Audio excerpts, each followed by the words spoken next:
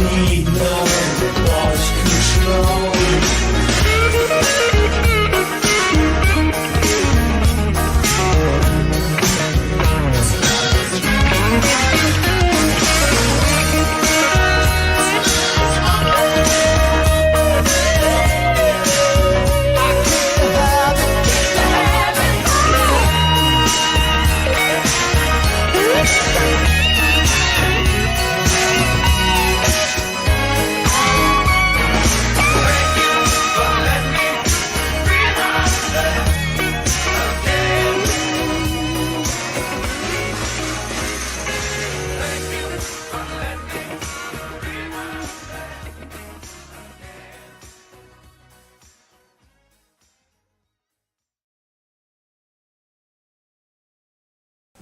Dragon Blaster. One more paralyzing Dragon Blast, and what? Freeze, Fisto! Dragon Blaster, Skeletor, Fisto, Roboto, and He-Man figures, each sold separately. Roboto, attack! Your Dragon Blaster can't stop the most powerful robot in the universe. Oh, yeah? Freeze, Roboto! I said freeze! Dragon Blaster, Skeletor, new from the Masters of the Universe collection. Other action figures, each sold separately. From Mattel. You hear me? You stand here like a damn statue while they beat on us. You proud of that? Huh? Say something. You think that uniform makes you right? Look at me when I'm talking to you. You ain't nothing but a bully with a gun. Go ahead, blink. I'm right here, man. Spray. Ah! Damn! Ah, my eyes! Ah, shit! Get off me! Welcome to Wormmania! Learn everything you ever wanted to know about worms. Featuring Mary Applehoff as Worm Woman. I'm Mary Applehoff, the worm woman from Kalamazoo, and I speak for the worms. Yes, we're talking about worms. What are you singing about? We're singing about worms. What's the big deal about worms? Tell him, Worm Woman. Hi, Julian. We're talking about worms because they're so valuable to the entire natural world, and that includes people. When worms mate, they move together and overlap, head to head. That swollen band, called a clitellum, secretes slime which holds both worms together. Slime is so sublime. Okay. Now, as the worms are joined by the mucus, they exchange sperm, which are stored in a tiny sac in their body. Worms, making worms. It's mating time, I said worms. Exchanging sperm, locked together with slime. The clitellum lets mucus flow. The mucus hardens, then the cocoon grows. Like a ring, it moves off the worm, gathering the eggs and the sperm of worms. Making worms, it's mating time, I said worms. Exchanging sperm, locked together with slime. I just kept on doing the worm song. You guys want to hear it? Gee, I'd love to, Billy B., but I've got to go find the world's longest worm. Bye now. Have fun with your new worm, See you Ben. later. Thanks. Bye, thanks. I don't get no respect around here. Ooh, I like it. You know, sitting next to you, I feel like a little kid again. Jeez, man, how big are you? Big enough to need 2 seats on most planes. I'll bet. Here's to neighbors of every size. Cheers, my friend.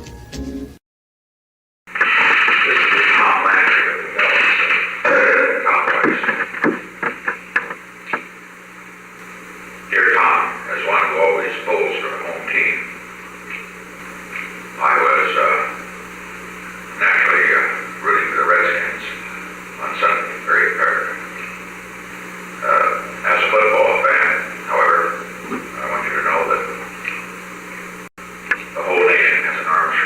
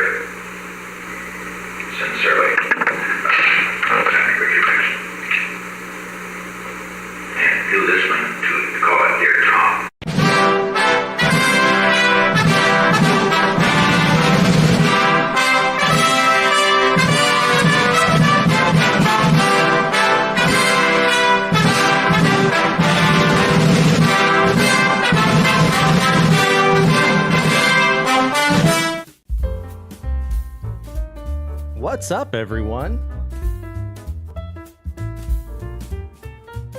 How are you doing? Thanks for dropping by. If you came last week, thanks for hanging out on Halloween. We had a pretty fun time. We watched Silk 2, which is the greatest thing ever. Scrolls.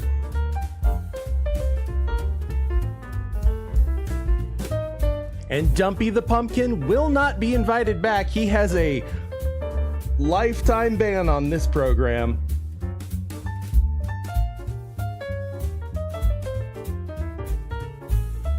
So thanks for dropping by for that. Thanks for dropping by tonight. It's a little bit of a slow news week, so like I don't have a lot tonight, I'll be honest. But what I do have is silly and enjoyable, and as always, plus, let me rap at you for a minute.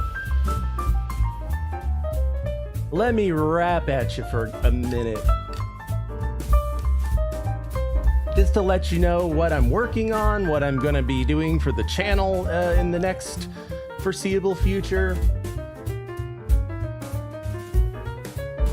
First and foremost, it is November. And that means it's that greatest of holidays. No, not Thanksgiving. It's JFK Day. The day where we celebrate JFK getting his brains blown out, because I'm a little bit of a JFK assassination buff. But mostly because I'm a maverick and I don't subscribe to the traditional narrative. It turns out that history is not written by the victors, as they say. No, in fact, history is written by the boomers. History is written by boomers.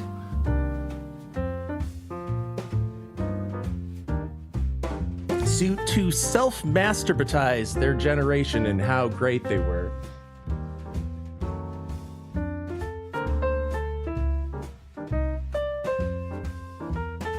And so this narrative has developed by boomers.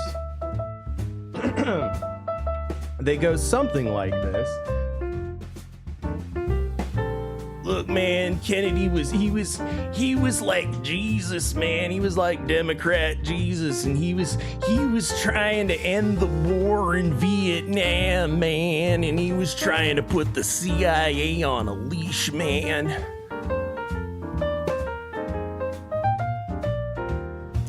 So the CIA and LBJ, they got together and they killed Kennedy because he was gonna end the war in Vietnam, man.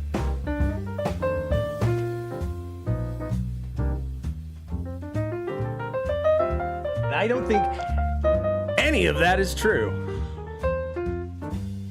By sheer fact that Kennedy started the Black Ops secret assassination squad to go assassinate their Catholic president in cahoots with the CIA, that kind of defeats that narrative now, doesn't it? And no, he wasn't killed because of the silver certificates. Executive Order 101110111011. It just gave the Treasury Department the ability to print more denominations of silver certificates. So it just gave the Federal Treasury more power. I don't subscribe to that either. What I do subscribe to is that a lot of it has to do with Cuba. And if you know why It all makes sense because Cuba, what's so special about Cuba? Guns and drugs and human trafficking. And that's how you pay for all of your black off the book things you don't want the IRS looking into. So, November 21st, mark your calendar. I think I'm going to do, because not everyone's seen all of my JFK stuff. I have an entire playlist. So, if you haven't seen those, go check them out. And if you haven't seen those, I think I'm going to do something of a jumping off point for the people who've never looked into this before. For those that have, there'll be new stuff that I haven't talked about before, and it's going to be about Lee Harvey Oswald. It's going to be about how you don't know who Lee Harvey Oswald is. Consider this, and I'll leave you with this, is here's what you know about Lee Harvey Oswald, right? Is they arrested a guy. They said his name was Lee Harvey Oswald. They put him up in front of the cameras, and he's like, I didn't shoot nobody. And then he gets killed in front of the cameras, and then that's it. And that's all you know about him. And then anything else, somebody told you. Somebody told you that information, right? So who's telling the truth? Who's lying? Was that even Lee Harvey Oswald, or was it someone else?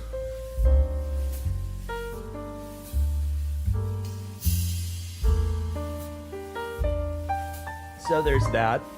Also, I am working on this thing that I talked about. Right, damn it. It's Genesis. The name of the place we're going is Genesis. Genesis? So, I'll make this as simple as I can. Here's my thesis. The alphabet, all of the letters of the alphabet, they come from Greek. The Greeks got them from the Phoenicians. Where did the Phoenicians get them? It comes from Paleo-Hebrew. What makes something Semitic? When you say something is Semitic, what makes something Semitic? It's a language group. If you say something is Proto-Indo-European, what is that? That's a language group.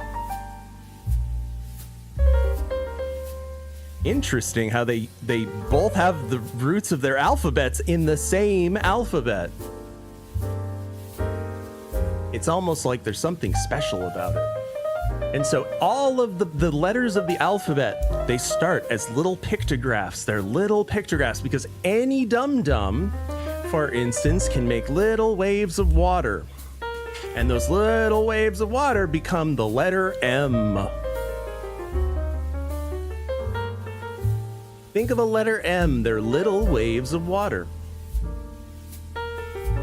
And so what is that saying? So when you see an M, what are the properties of water?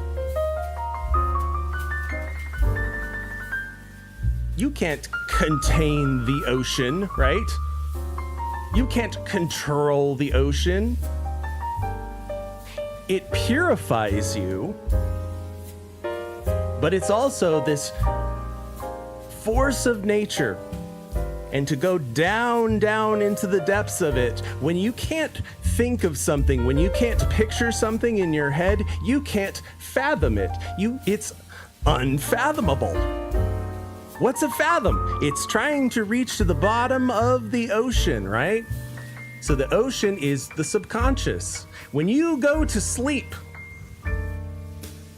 you go down into the ocean of your subconscious, right? And the deeper you go, there's a monster. And it knows all of your fears. And when you see it in your dreams, you have a nightmare. What is a nightmare? Mare. Where does that come from? Marinus. Marine. It's in the ocean. So all of these things that we think just exist in a vacuum, they don't. They all come from a source. And when you know what that source is, when you know what the letters mean, it unlocks a whole new world of understanding, and things reveal themselves to you. And it gets a little schizo. Not going to lie. How schizo? Well, before we get to this... Hey, shut the f*** up, Nancy! Really? Shut up, okay? Because we will get to that. I want to tell you a little story. You can see what I'm talking about. Genesis? Genesis? All right, damn it. It's Genesis. The name of the place we're going is Genesis. Genesis! When you learn how to read it, it's about mommies and daddies and where babies come from and where you came from and where the earth came from, because it's about creation. And on that note, let me tell you a little story. I want to tell you about Star Wars. Have you heard this myth about myths are the visions that we have in the subconscious realm of the unknown, right? The unknown is the waters. How far do the waters go? I don't know. You look off into the distance, they go off into infinity. You go to the bottom and it's down to the Marianas Trench, right?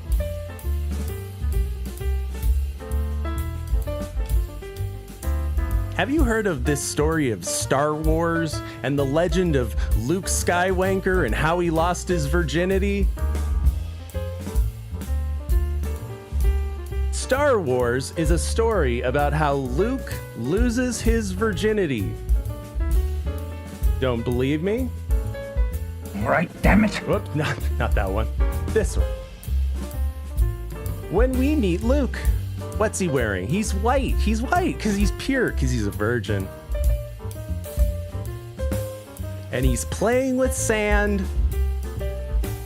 Oh, I want to go into Touchy Station to pick up some power converters. Go do your chores, Luke. Ah, gee whiz. I never get to have any fun.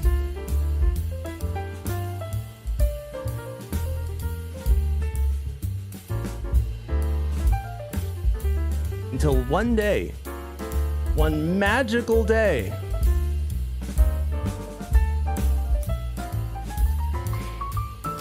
his magical light sword becomes erect. This magical, glorious day that his magic light sword becomes erect. And he goes, wow, gee whiz, Uncle Owen didn't tell me about that. That's because your Uncle Owen is a closeted homosexual. Well, what do I do with it? You use the Force with it. The Force? That's right. You crush puss with it, Luke. Gee whiz.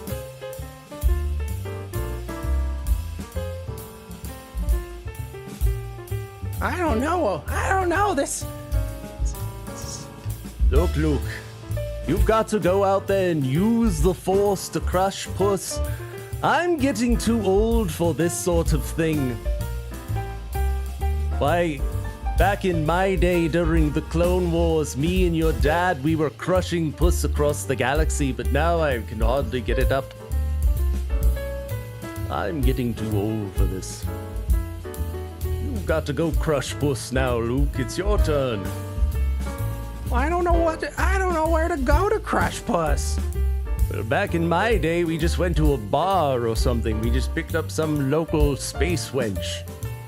Oh, gee whiz, I guess we'll go to a bar then. And then what's the first thing that he does when he walks to the bar? He takes out his big laser dick, right? Move out of my way. Big laser dick coming through. Wow! That's only a quarter of my power, Luke. Luke, I'm getting old. I can hardly get it up anymore. But that's just imagine the kind of puss we were slaying back in the Clone Wars, Luke. Wow, this is kind of over my head right now. Don't worry, Luke. You'll get the hang of things. Just go on. Get yourself a wingman.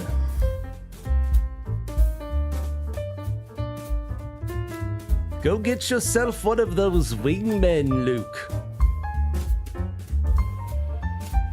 Look, kid. I've crushed puss from one end of this galaxy to the other. Stick with me, kid. You'll be crushing puss in no time.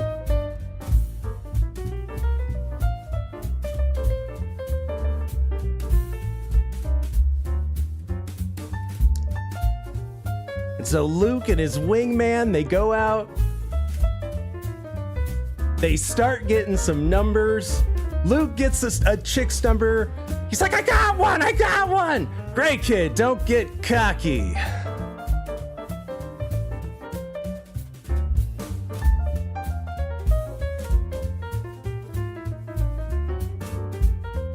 And then there's a woman just like laying there, waiting for him to show her the force. And what does she say? Aren't you a little short for a stormtrooper? Uh-oh. Luke never considered that. He's a virgin.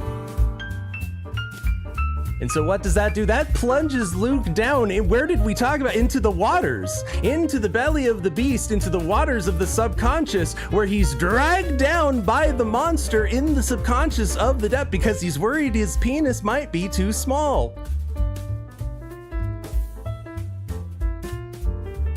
What if my laser saber isn't big enough?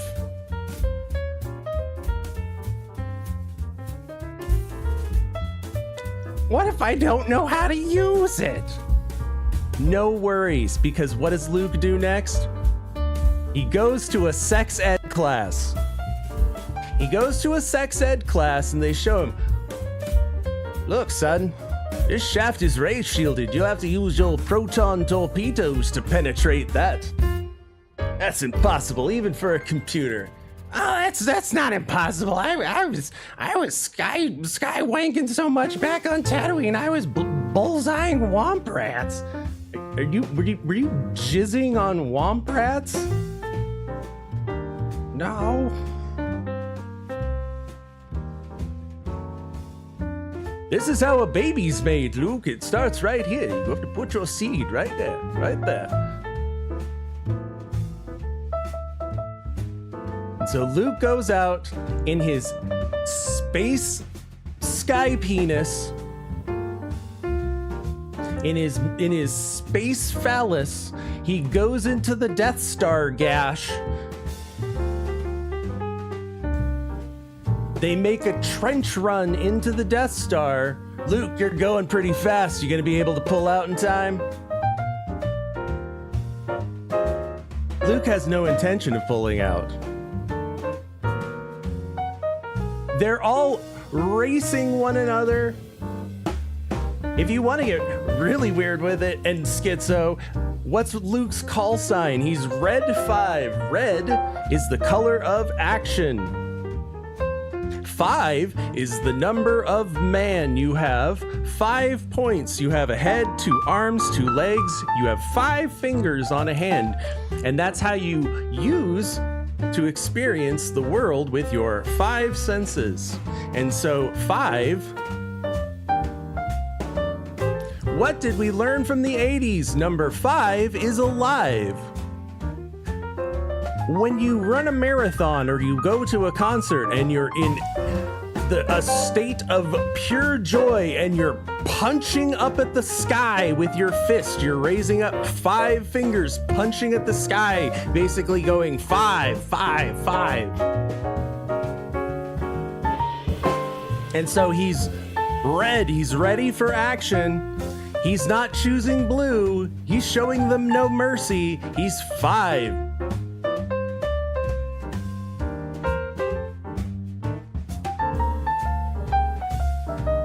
But uh-oh.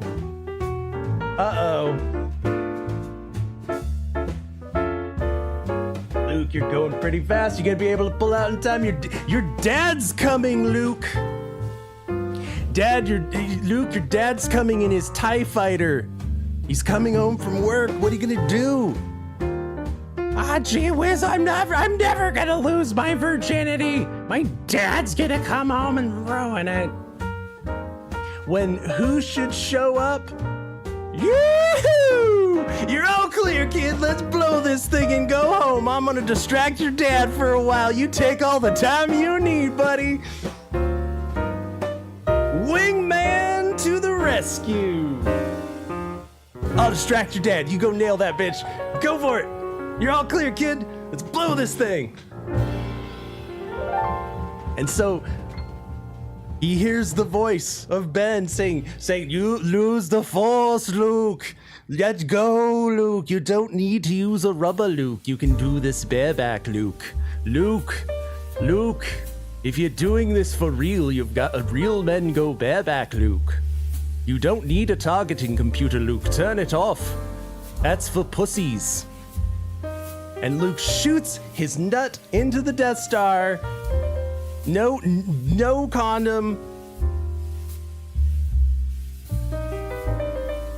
And that's how Luke lost his virginity, and that's why in the next movie he's not wearing white, he's wearing gray. And now he thinks he's all badass. He's big dick swinging around, like bringing down AT-ATs with his laser dick. He should be training. He should be honing his skills, his mind. Crushing puss is all that boy thinks about. Were we any different when we were his age? No, that's true.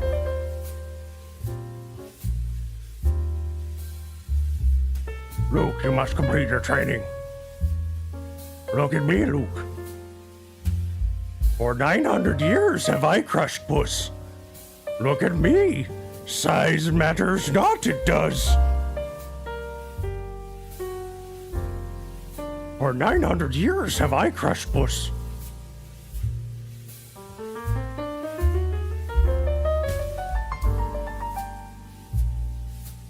So Luke, he's given a choice. Again, red or blue. Mercy or discipline. Emotion or action. He should be taking the path of discipline, right? But he's like, no, I want to go to Cloud City and crush puss with my friends. And so he chooses emotion over discipline. He goes to Cloud City because it's a battle of red versus blue.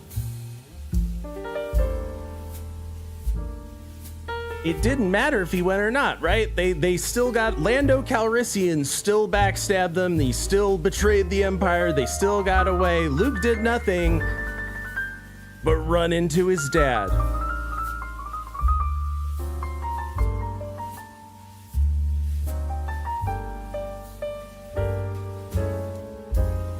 And then Dad reveals himself to him.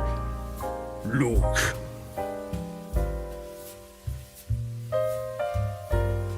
I am your father. I nutted in Natalie Portman.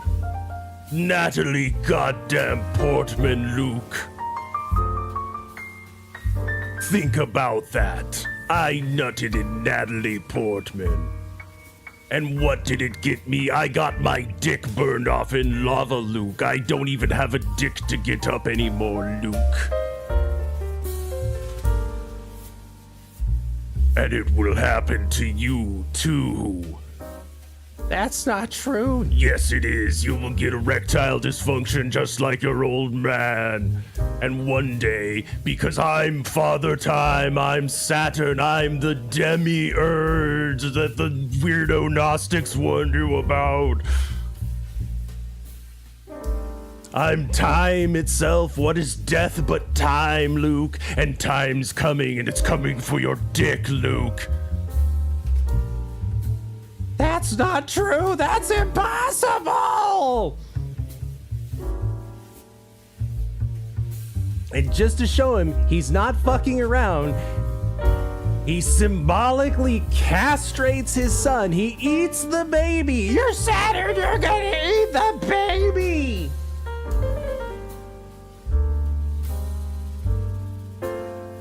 Just to show him he's not fucking around, Luke gets erectile dysfunction and he's only 30.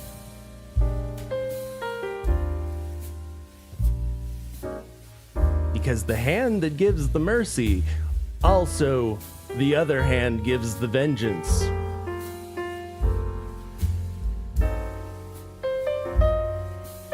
Told you I did.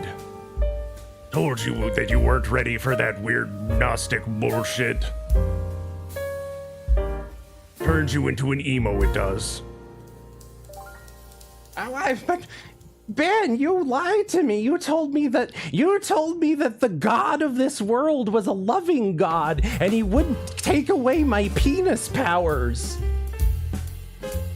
What I told you was true from a certain point of view. Luke, you have to understand when you're a dad, Luke. You don't want to punish the son, but you have to punish. You must punish the son. If you only show mercy, Luke, you raise a soy boy. But if you only show punishment, you raise some kind of weirdo who's going around choking people.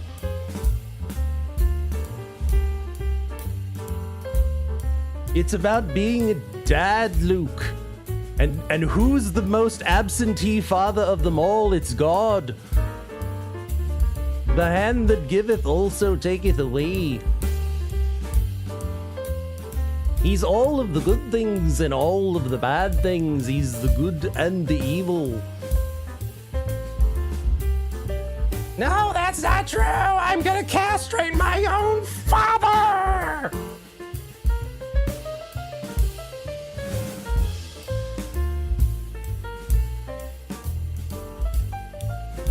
Just like Zeus, he castrates Saturn after Saturn has eaten the baby, because you have to kill the father to be reborn as the son. If I die, you're the head of the household, right? It's taking on the responsibilities of adulthood, and also for the adult learning to grapple with death. It's the cycle of birth and raising more babies and dying.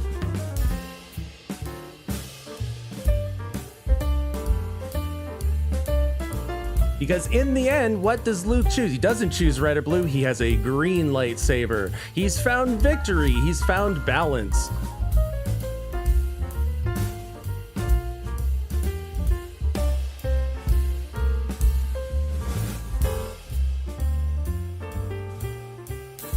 You mean I'm gonna lose my dick just like my dad did? Maybe there's more to life than crushing puss.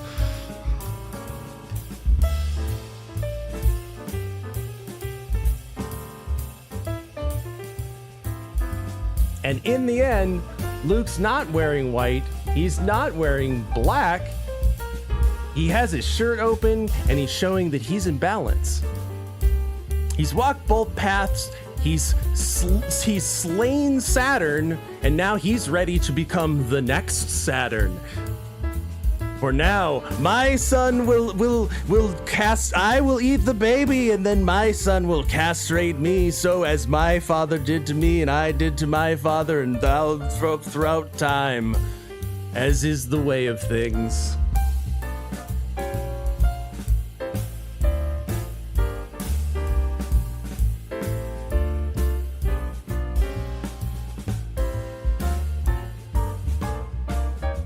And there, I just ruined Star Wars for you.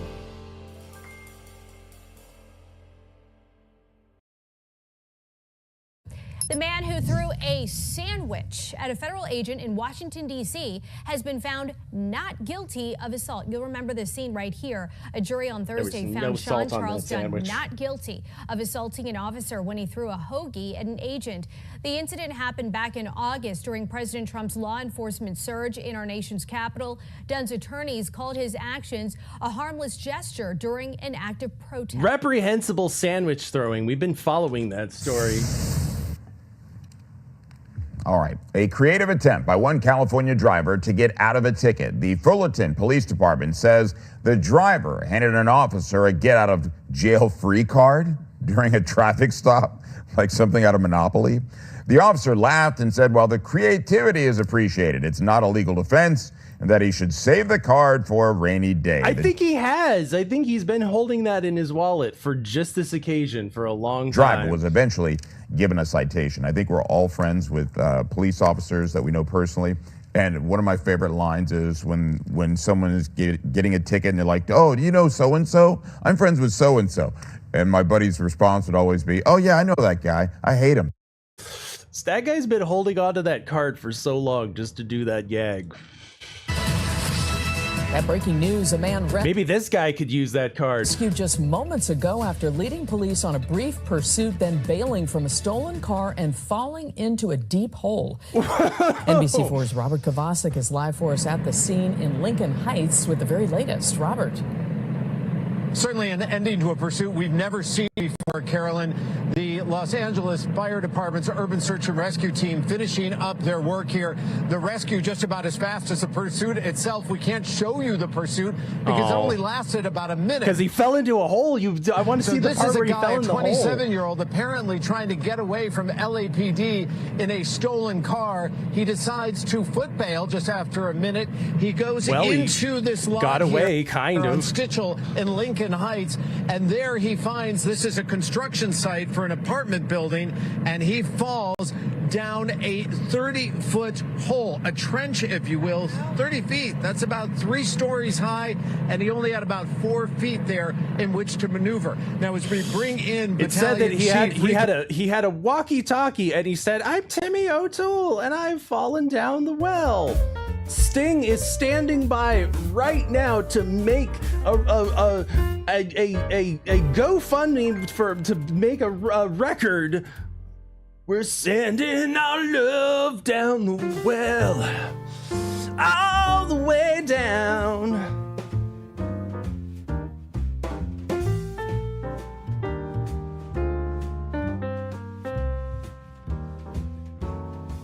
I had a happy Halloween. I don't know about you guys.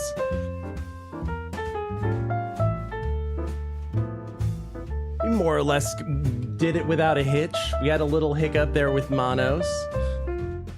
Live and learn. But like nobody walked away with, biting into a hepatitis needle or anything. Unlike this poor girl.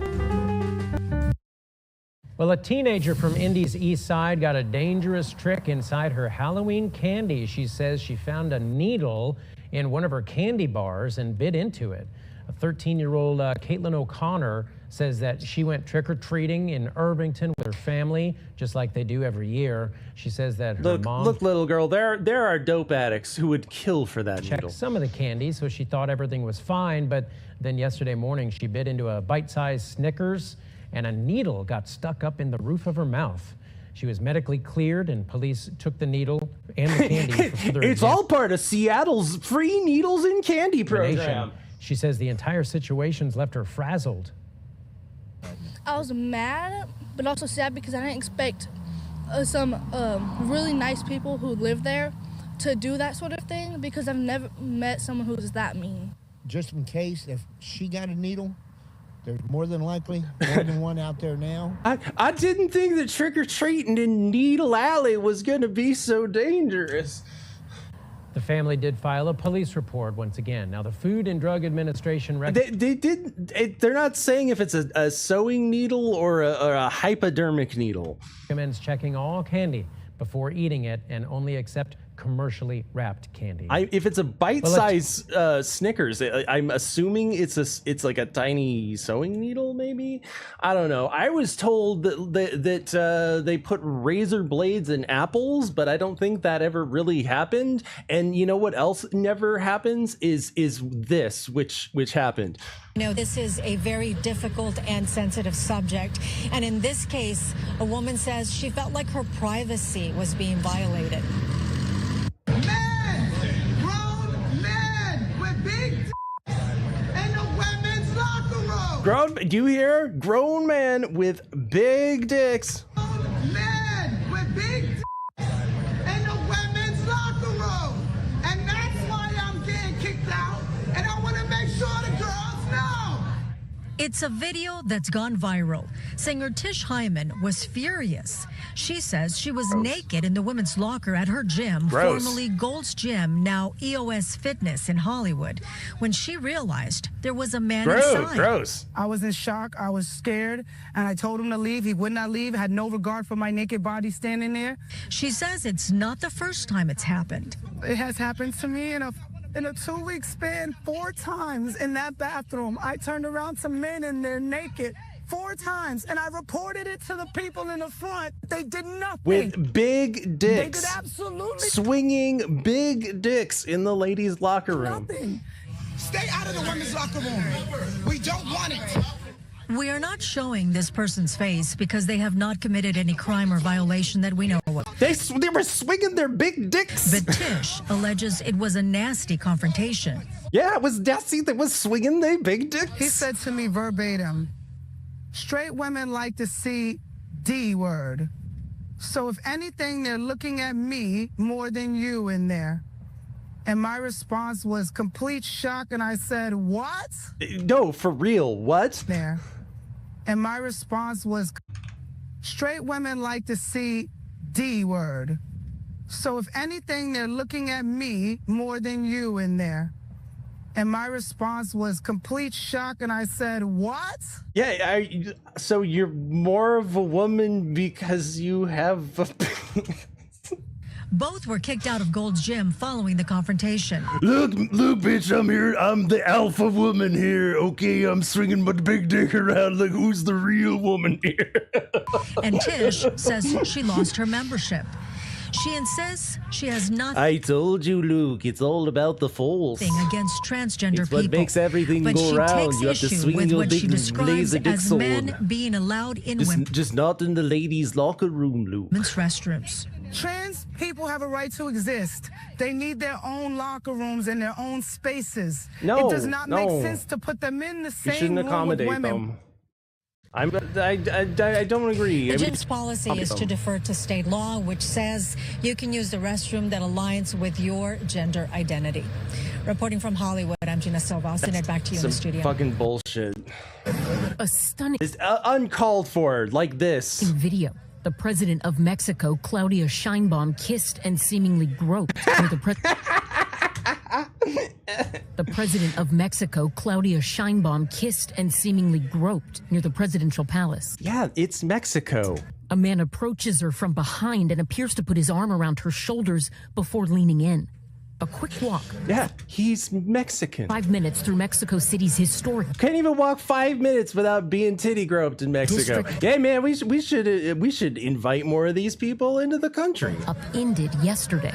Not even the president of Mexico, Claudia Sheinbaum, escaped from men being disrespectful. Why do men do this? Like, why are men this way? You wouldn't do that to what kind? But not all men. Hashtag not all men. You see, there's places where you can walk 5 minutes and not be titty groped. It seems like the titty up on a titty twister just seems really rampant in certain areas. Man candidate. Now reigniting a national and global conversation about harassment. The president saying if they do this to the president, what will happen to all the young women in our country At a press conference today, Scheinbaum... They're all getting groped. It's Mexico. Saying she is pressing charges because she views this as something all women experience. In Mexico, yes. Pero lo vivimos las mujeres en nuestro país. In Mexico City, the UN says sexual harassment and other forms of gender-based violence are widespread in public areas. I mean, no lies detected? If they do it to Claudia Scheinbaum, they're doing it to us all. I mean, no lies detected? Says one of Mexico's senators. President Scheinbaum says the man appeared intoxicated. Yes, he was Mexican. Tonight, he's in police custody, suspected of harassing and inappropriately touching 3 women, including the president, on the same day. Again, he's Mexican. He's drunk and he's groping multiple women. What is the... I fail to see what is you're so shocked about. For many women, in Mexico and beyond, this viral video is proof of something they already knew. Even that Mexico is full of dudes who are drunk and groping women? A walk in broad daylight can be risky. In Mexico, it's like when you get the fortune cookie and you in Mexico. Barber, NBC News. Like you have to preface the fortune cookie though. Like it's dangerous to walk down the street without being groped for women in Mexico.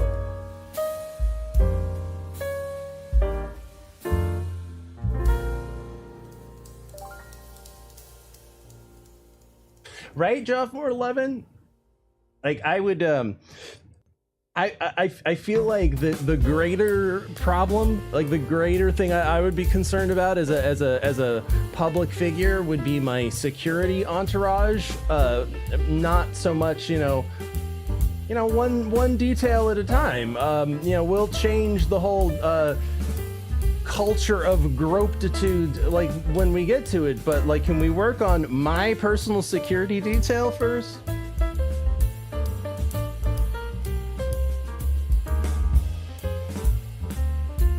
It's unbelievable the way that these women are being treated in Mexico. I mean, look at this woman. Look at this. Look at this. So we're about to see how it leads up to this. Hey, shut the f up, Nancy! Really? Shut up, okay?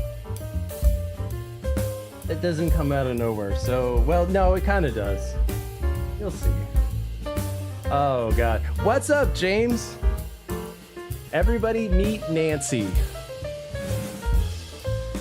Nancy No Pantsy. This officer was about to get a strip show he didn't even ask for, plus a false allegation for not liking it. You drive here? Yes. Which one's your car? 2028. Right there. That white car? Yep. Okay. You're not planning on trying to get back into that car to drive home, I assume? No. Right? Okay. Then what are you out here wandering towards your car in the park? In the parking lot? Trying to record. Record what? Just trying to record. What's going on? My phone's in the car. My phone's in the car right here. I'm record that way, and that way, and that way. Right. Six way. Okay. Ma'am, do you have somebody that can call to pick you up, or are you going to be able to Uber? No. I was sitting right there. No, I don't think that'd be very recommended. No, I'm going to sit there until it's recommended. She's going to sit there until it's recommended. You keep making that face. You live close to here? Yes. Where's that at? Yep. I like how they mute it, but they still have the Do you live close to here? The closed captions. Where's that at? Oh man, we'll never figure out where she lives. Close. Yeah, it's close. Yep. Yeah. Married? Do you have a boyfriend, husband? It has nothing to me. So we have a chance then. For Maureen, what you're and saying. I know all that from. I'm an HR manager. I know. Hang on a second. I didn't notice this the first time I watched this, that her answer to "Do you have a husband or a boyfriend?" is I know all that shit. I'm an HR manager. Yeah, it's close. Yep. You married? Do you have a boyfriend, husband? It has nothing to me with for Maureen, and I know all that. I'm an HR manager. That doesn't have anything to do with what he just asked. So what you're saying is you're single. Ma'am? Yes? Do you have somebody that you can call to pick you up? No. Nobody, So what you're saying is you're single. You don't know anybody that can come pick you up? No. You have any friends in HR that can come help you out? No, nobody likes Nancy in HR. For my attorney, that's not going to be answered. Your attorney for what? My attorney. Excuse me? You know what that means? Yeah. So she was out there trying to get into her car, which would have been bad. You work here? Yeah. Okay. I told her I'll give you a ride. I'll call an Uber. I'll call a taxi. She just was yelling inside, screaming at people. Then she went behind the bar. Yeah. And it's the first time I saw her. I really don't want to no trespasser or get her locked up, but I don't know. I asked her if she had a car, and she said she never even answered. She does. It's over there. She thought it was another car. She was trying to walk to it. But I grabbed her keys from her real fast. Okay, that's cool. But, yeah, she definitely had that. Yeah, she's trying to. So I'm trying to prevent that here. The dodgy dingo was incredibly drunk and couldn't even tell eggs from legs. Yet the animal... What the fuck?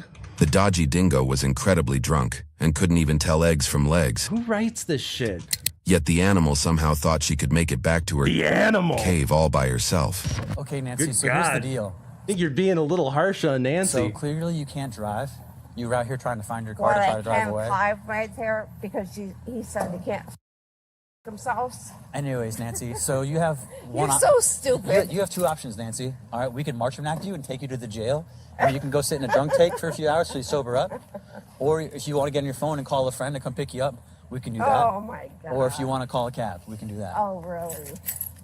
I'm not going to sit here and waste my time talking to you forever. Oh, okay. I get the feeling that Nancy doesn't have any friends that would come pick her up. I'm getting the vibe that this isn't so much of a situation of Nancy just doesn't want to leave. It's Nancy knows that she's fucked if she gets in the car, but she genuinely doesn't have anybody to call to come pick her up. Do you want to get on your phone and call a friend to come pick you up?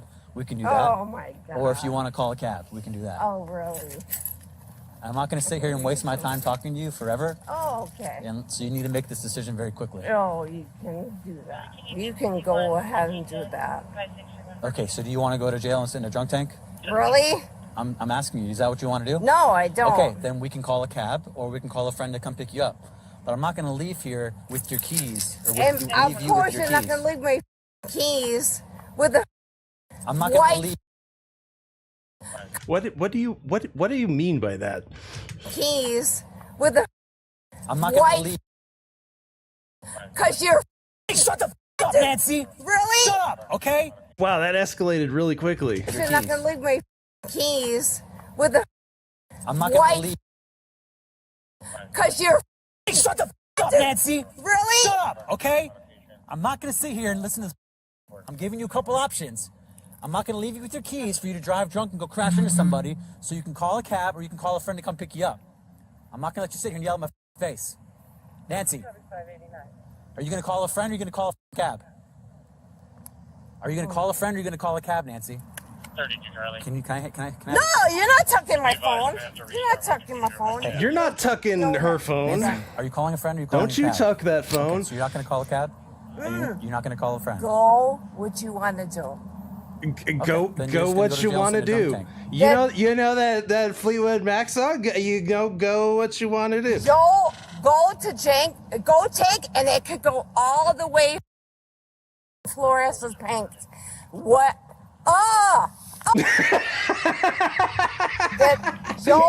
Go to Jank.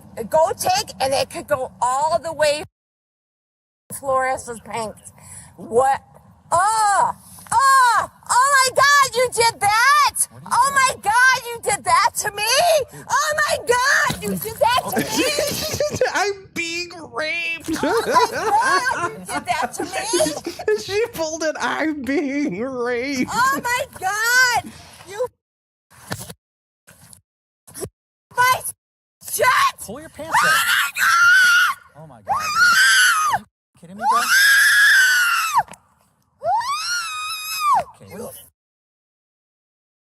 All she needed was one of you gentlemen to drive her home, and we could have avoided this. Pull your pants up. What are you? Shut! Why would you do that? Why would you do that? Why would you make me take my pants off? Oh my God, you did that! Oh my God, you did that to me! Oh my God, you did that to me! I like how she just assumes that he doesn't have a fucking body count. Oh my God, you did that to me! Oh my God! You... My... Shut! Pull your pants up. This is a flawless plan, Nancy. Kidding me, bro? Okay.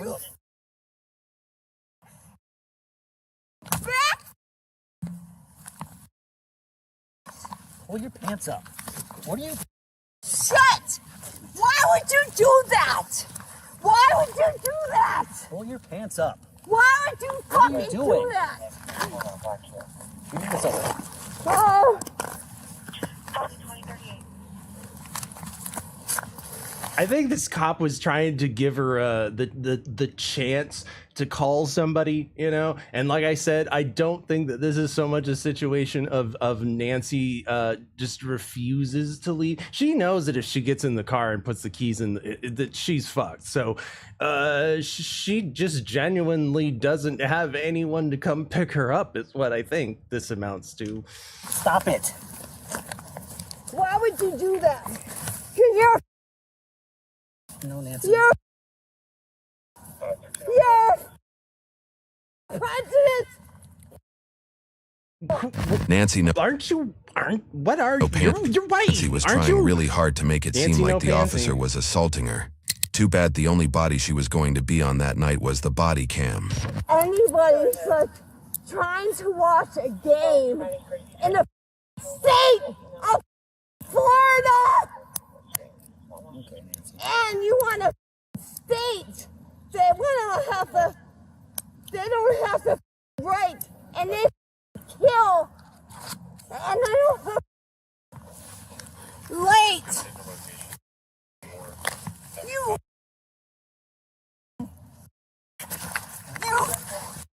Ooh, she's a feisty one. You have no idea what you're with right now. She works in HR. You have no idea. I do. You have no idea what kind of an HR nightmare you're stepping in. I do. Are you gonna stand up? So, someone in the name of a half Italian.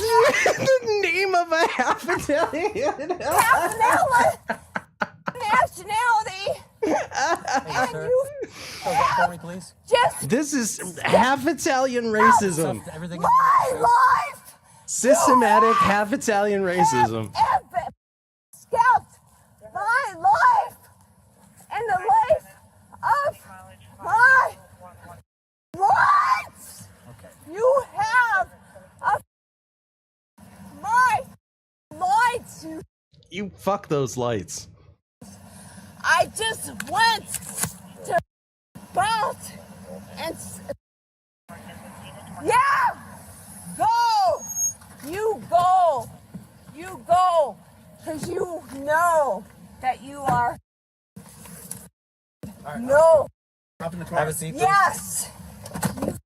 Oh, just She hit her oh no, I didn't slip with that. Get up. I did not slip with that. You hear me? Come on. You hear me with this? One of you guys could have taken her home. All of this could have been avoided. That's what they did! That's what they did! That's what they did! Why are you screaming? Why are you screaming?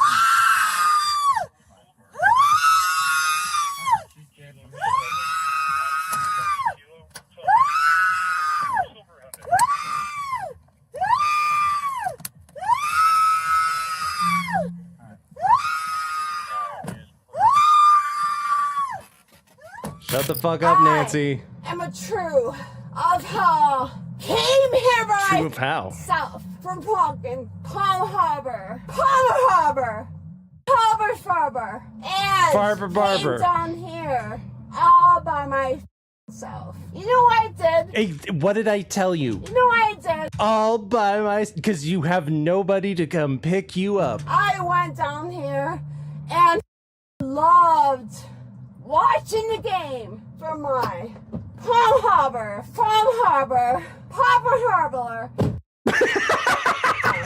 Palm Harbor, Palm Harbor, Palm Harbor, Flobber Globber, Flobber Flobber. I can't hate her. I can't hate her. You know why? She's hilarious. Because without the American Indian, me. I thought you were half Italian. You are nothing. You stole everything, and we belong. She's Pocahontasing. She's having a Pocahontas moment. You can believe everything. The white man stole my teepee and my buffalo. You can do a genetics test. You know what that means? That means what you're raised and what your American raised and your American raised and your English raised. But guess what?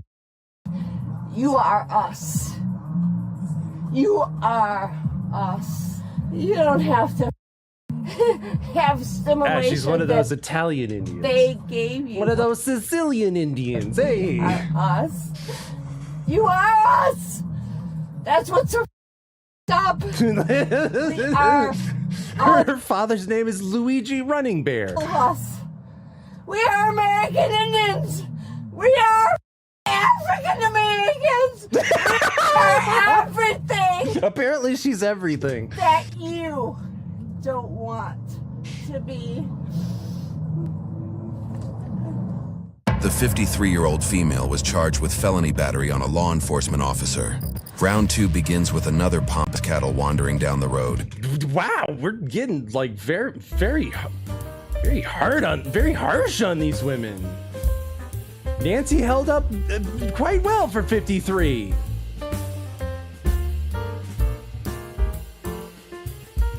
Can't keep her mouth shut. And has no friends to come pick her up at the bar. Despite the fact that she's apparently related to all of the minority groups, all of them, all of the above, including these ones. So now from Wyoming to Michigan, 2 Michigan men now facing federal charges after allegedly plotting a Halloween terror attack. Court documents reveal the suspects were targeting gay bars in a Detroit suburb. Mike Tobin's got the fallout. He's in Chicago. A gay bar. Bill and Mike, what have we learned? Hello. Well, Bill, those... Mike, why do you have no neck? Where did your neck go? 2 Michigan men are now in jail suspected of plotting an elaborate and deadly terrorist attack in Michigan. Mike, why is your head shaped that way? And where did your neck go? Michigan, they're going to remain behind bars for the time being. Muhammad Ali, Majed Mahmoud, and a third juvenile. They got Muhammad Ali in on this. This goes deep. Alleged to be part of this conspiracy that was going to attack in the Detroit area around Halloween. According to a criminal complaint, the targets they scouted were gay bars in a suburb called Ferndale. The suspects were caught on security cameras at gun ranges, where the FBI says they were practicing for the attack. Items seized. I wonder how the Queers for Palestine people feel about this. From the suspect's home and a storage locker include 3 AR-15 style rifles, 2 shotguns, 4 not the Ramrod Lounge, and a forced reset trigger, which enables a semi-automatic to fire more rapidly. According to court documents, intercepted communication and confidential informants say the suspects were inspired by the terrorist group ISIS and the 2015 Paris attack. They'd given their attack a codename Pumpkin, as they intended to strike on Halloween. I named it after my cat. However, their turn. My kitty cat's name is Pumpkin. Police have said the suspects are young online video gamers. The intercepted dialogue is part of the strange way games. that sounds about right. Are young online video gamers. The intercepted dialogue is part of the strange way gamers speak to each other, and there was strange way gamers speak to each other. Real terror plot. They put F's in chat and 07s and. The government asks for detention hearings frequently, okay? They have a burden to prove, and we'll deal with it when we do, all right? What happens in between now and next Monday? They sit in jail. and their lawyers get prepared. Next Monday is when they have a detention hearing. It's the first chance at bail. They are charged with receiving and transferring firearms and having cause to believe they would be used to commit terrorism. The FBI allegedly became aware of these individuals when a co-conspirator had been traveling overseas. He returned and Border Patrol searched his phone. Bill, back to you. Okay, Mike, thanks. Mike Tobin in Chicago on that. As we get more, the thing about these look, the thing that I've been talking about is the wars of the future are not going to be fought on the battlefield. They're going to be fought with giant mechs. But before we get to the giant mechs, the intermediary is that we're going to have drones and sleeper cells. Lots and lots of sleeper cells, because sleeper cells can just activate at a moment's notice. And here's something I want you to think about.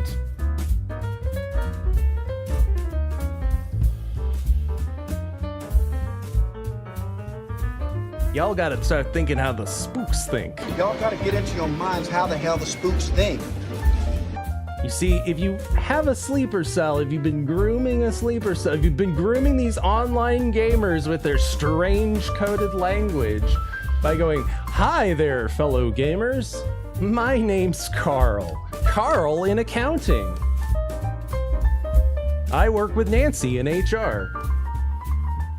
But I'm Carl in accounting, but you can just call me CIA. I'm going to show you how to modify your guns and where to buy the ingredients for explosives. And I'm going to be your best friend."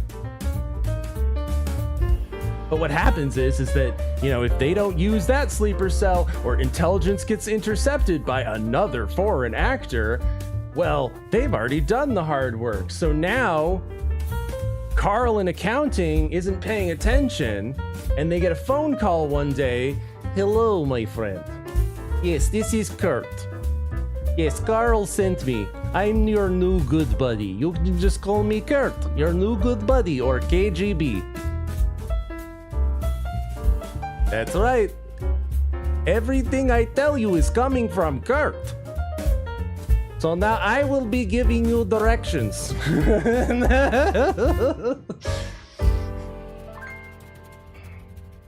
And that's why sleeper cells are really fucking scary, because the people who made the sleeper cell may not even be the people who activate it.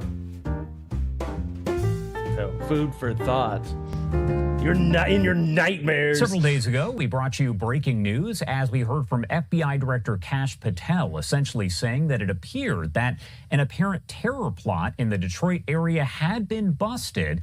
Dearborn. I wonder who it could be. Bring in Fox 2 Dearborn. Detroit's Robin Murdoch. She has been following all of the developments there and joins us live with the latest. Robin?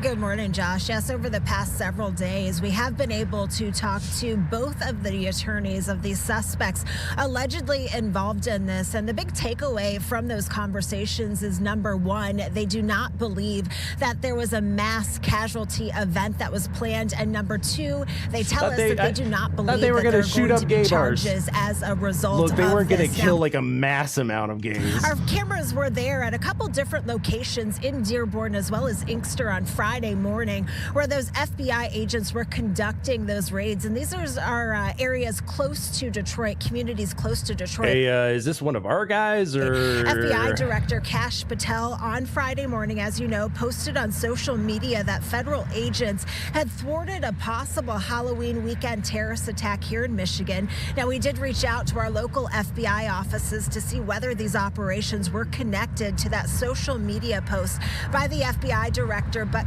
they could not confirm that at this time. We do know that 5 individuals were allegedly involved in this. Not all of them were taken into custody, but according to the attorneys representing them, they are all innocent. Take a listen to what this attorney had to say. Well, obviously, they're innocent of not carrying out a mass casualty event because you caught them before they did. It's very telling, right? We haven't been updated. Director Patel comes out and makes a statement over social media, over Twitter, that there was a potential terrorist threat that was thwarted with no other information. And I think that's very telling, especially when several days have passed I think it's very telling coming from Kash Patel because he makes these weird blanket statements a lot. Charges being filed. The families are obviously traumatized, waking up at 6 in the morning to loudspeakers and allegations that you're involved in a terrorist plot isn't ideal, but they're doing well. Now, as you just heard, what's going on there? Those attorneys, they have not been able to get any additional details from the FBI regarding their investigation. Is that because they stumbled onto something that they stumbled onto someone that was their guys? Is that why? Certainly, they have a lot of questions concerning this. We are live in Detroit. Oh shit! It's one of our guys. We're gonna pump the brakes. From Kent, now charged with conspiring to support ISIS, accused of working with the suspects arrested in a Michigan terror plot. The FBI arrested 19-year-old Syed Ali Mira at his home on Tuesday. KARE 7's Samantha Lomibao has been diving into the criminal complaint. She's joining us live now at the FBI office in Seattle. And Samantha, this is not his first encounter with the feds. Right. The FBI Seattle actually says Mira had been on their radar since 2023. So the devil, you say? Oh, he's been on your radar. Oh, wow. I have never heard this before. You've been on your radar, and it's not your first run-in with this gentleman, you say. All right. For supporting ISIS, agents say he admitted to buying a ticket from Seattle to Istanbul to eventually join the group. After the FBI says they prevented a Halloween terrorist attack in Michigan, they traced back a possible connection to Washington. Syed Ali Mira of Kent, Washington, along with other co-conspirators, used encrypted messaging applications to plan travel to Turkey and then to Syria to join ISIS as fighters. After his arrest on Tuesday, agents say 19-year-old Syed Ali Mira admitted to buying a plane ticket from Seattle to Turkey.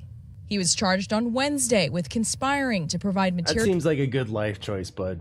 I'm going to Syria to go join ISIS. Support to a terrorist there is no hope for me in America. Wait a minute. I was told that all these people are coming to America because that was the land of hope and dreams. Organization. They pledged themselves to ISIS and were plotting acts of terrorism in our country. Officials say he was in communication with several others arrested last week in Michigan who were allegedly plotting. Look, the FBI's run out of money here. We don't need arrested last week. You think that we've got enough stitches to sew on our patches? Michigan, who were allegedly plotting to attack bars and clubs in Detroit. According to court documents, Mira, quote, referred to himself as the finance guy for the other co-conspirators. He works in HR. Traveling. And online, he raised, quote, proceeds from his scams to be used for the benefit of the group. In their communications, they discussed detailed travel plans, physical training, weapons including firearms and IEDs, and methods to avoid law enforcement detection. Agents say that plan was stopped before it was too late. The FBI agent in charge of the Seattle office commended the work that went into it, saying, quote, this is a top good work, guys. We caught our own people. Priority for the FBI in the state of Washington and our joint terrorism task force. I don't know that that's what happened, but it's starting to kind of feel remains that way. Vigilant, working behind the scenes with our partners to protect our nation from threats, both foreign and domestic.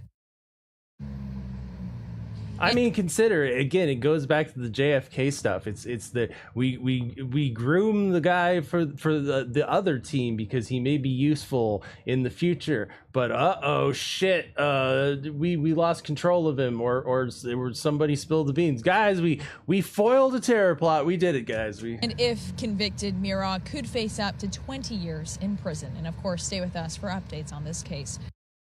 We begin tonight with a new arrest in connection with an alleged terror plot that investigators say could have devastated Metro Detroit. Good evening and welcome to 7 News Detroit at 11. I'm Carolyn Clifford. And I'm Mike Duffy. The latest suspect is named in a federal complaint, and he's the brother of another man already charged. The complaint also reveals disturbing details. 2 of the suspects repeatedly visited Cedar Point in September and search for multiple maps of the park. 7 News Detroit reporter Brett Cast has the latest. Guys, they searched for maps of a park. Developments on this shocking investigation. One neighbor here on Horger Street tells me they did see the FBI out here again early this afternoon and even had the street blocked off for a brief period of time as this investigation and the evidence continues to grow. Well, we first heard about it the day that it happened. And we went, yeah, there's a lot of Muslims around here. really quite a big deal. Dearborn residents like Wendy They Gans do that. following They closely do as the do that. FBI again returned to the city Wednesday, making another arrest and announcing new charges in an alleged Halloween terror plot. It just seems like it just keeps growing, every day. The Muslim population, it just keeps growing every day. There's just more of them.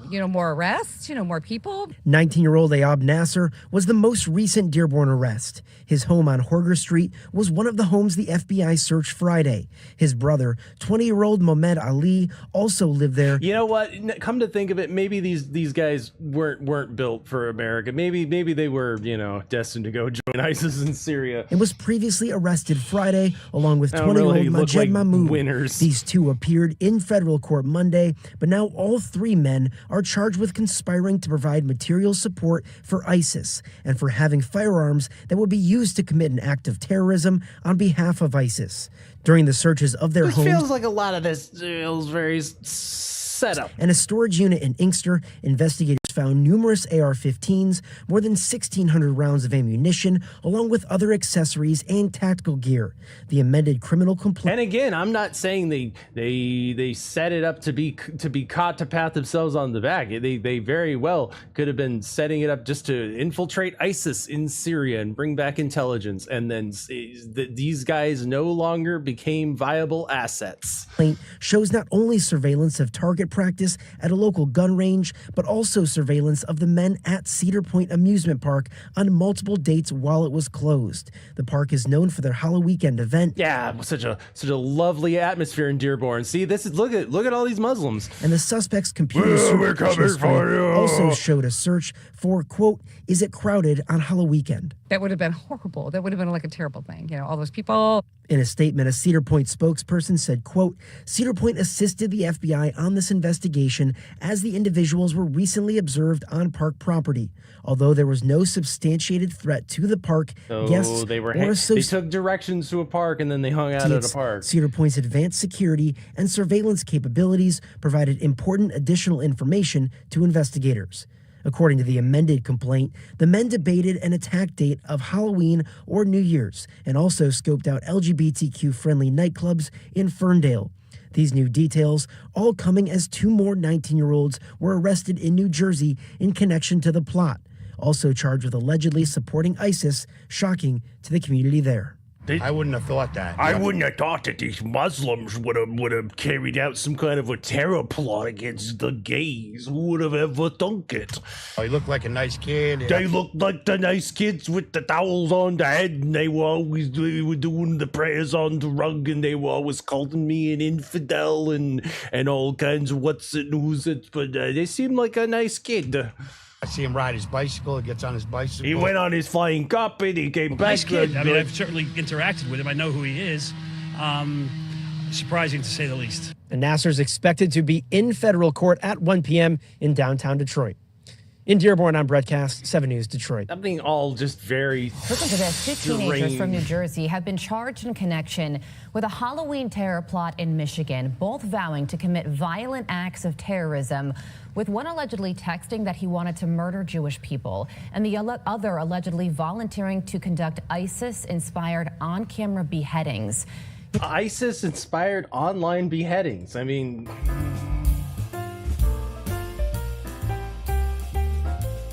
something was going on. I don't know what, but I'm glad they stopped it.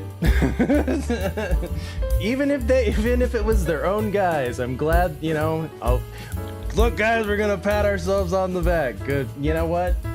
I don't care. I don't care. I'm old. All of this is suspicious. A car just exploded, guys. We just elected this Muslim guy, and a car blew up.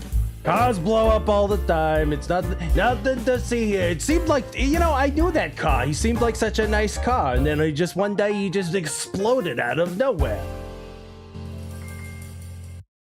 First tonight, a massive explosion in the Bronx. Several firefighters taken to the hospital. Officials holding a news conference just moments ago and tell us how those firefighters are doing tonight. All of this unfolding tonight in Longwood. Eyewitness News reporter Anthony Carlo live on the scene with how all of this started. Anthony.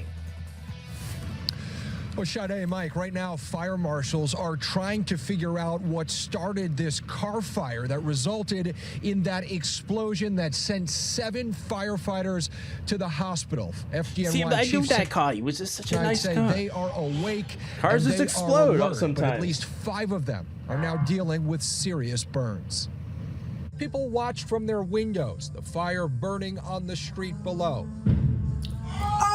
Suddenly, a ball of fire was right outside their window. I'm like, how am I gonna get out? That's what I thought. Like what now? Liza Almonte works with children who have autism inside a building near Fox Street and Westchester Avenue. At around 7 o'clock tonight, she saw garbage, debris, and cars on fire, and the firefighters who were rushing to put it out. A job that's a big explosion. Fighters who were rushing to put it out. You know, cars just sometimes do that. A job that took a dangerous and near deadly turn as an explosion rocked the neighborhood. It's very worrying because at the time of the big explosion, I don't know how close like literally, bro? One of them was because the fire truck was already here when the big explosion happened. They were close enough as flames funneled into the night sky. 7 firefighters were hurt, 5 of them with serious burns to their hands and faces. Our firefighters are awake, alert, and speaking. Yeah, electric cars, they are literal and figurative ticking time bombs. But that was a big explosion, right? that seems bigger than I've seen a lot of electric car fires, and some of them get pretty wild. But that was Timothy McVeigh. But they have some serious burns, and we'll be obviously praying for them. On a scale of Ted Kaczynski to Timothy McVeigh. Garbage littered the street next to a vehicle that looked as if it had been incinerated. Engine 82 also endured some damage. The injured firefighters were rushed to Jacoby. The dangers of this job never more apparent. I was talking to each of your members. You know, it's all very a wall of fire came on them and surrounded them. And what they were concerned about is their colleagues and their families. And there is a reason why I refer to you folks as New York's bravest. And they are human beings, after all, that do a very difficult job. Again, yeah, but why did the car explode? Active look at the investigation. Fire marshals right now trying to determine what caused this fire in the first place. Obviously, a very windy night, but FDNY officials don't believe that wind played much of a factor in the firefight. Again, 7 firefighters injured in this as it gets windy, cars explode. Fire and explosion. We're told 3 of them are being admitted to Jacoby tonight. The burns serious, but thankfully not life-threatening. We're live in the Longwood section of the Bronx. Anthony Carlo, Channel 7, Eyewitness News. Was it intentional? This definitely was. Back here in the U.S., the investigation after what authorities are calling an intentional explosion at a building on the campus of Harvard's medical school. The university releasing images of 2 people they believe may have been involved and are asking for the public's help to identify them. Here's ABC's Andrew Dimbert. Tonight, authorities are searching for these people they say are suspects in connection with an explosion on Harvard's campus. It was really loud. I couldn't believe how loud it was. Authorities say they responded to a fire alarm at Harvard's medical school just before 3 a.m. The responding officer allegedly attempting to stop 2 masked men fleeing the building. Inside, campus police say they discovered what seemed to be the scene of an explosion on the 4th floor. The Boston Fire Department later saying that explosion was intentionally set. The incident playing out at Harvard's Goldenson building, normally housing the Department of Neurobiology and other science facilities. No additional devices were found, according I expect this behavior at Yale, but not at Harvard. To authorities, but sources tell ABC News the explosive device used was not a bomb. That would be terrible if somebody got hurt. I can't even imagine. Not a bomb. Explosive device used was not a bomb. That would be terrible if somebody got hurt. I can't even imagine. You know, sometimes things just blow up and they're not bombs. Tonight, Harvard says that building building is now reopened and there is no continued threat to the community. Meanwhile, the FBI is on scene trying to piece together who did this and why. So are these our guys or are these? No word yet as to a possible motive. Whit. All right. We are following breaking news out of Harvard University, where authorities have just arrested 2 people in connection with an explosion at a medical building on campus. Police have charged Logan David Patterson and Dominic Frank Cardoza with conspiracy to damage a building receiving federal financial assistance. The FBI saying they used fireworks to create the blast. Fireworks. In an update this hour. So they set up fireworks in a college building. Surveillance. You know, back in my day Cameras at Harvard, captured we did all sorts of pranks, but we would never think about lighting off fireworks. Wearing face coverings, walking near the medical school. Why, once we stole the dean's bowler hat. And lighting what appeared to be a Roman candle fireworks. Apparently, they were aware that they may have been caught on security footage because they began ditching distinctive items of clothing that they were previously wearing. NBC News national law enforcement and intelligence correspondent Tom Winter is following the latest for us. So, Tom, officials said it was actually people, members of the public, who called authorities to identify the suspects. They were seen running away by 2 Harvard police officers. What else do we know about these men? Right. These were individuals that apparently knew these college-age men quite well. And in fact, according to what they told law enforcement. Are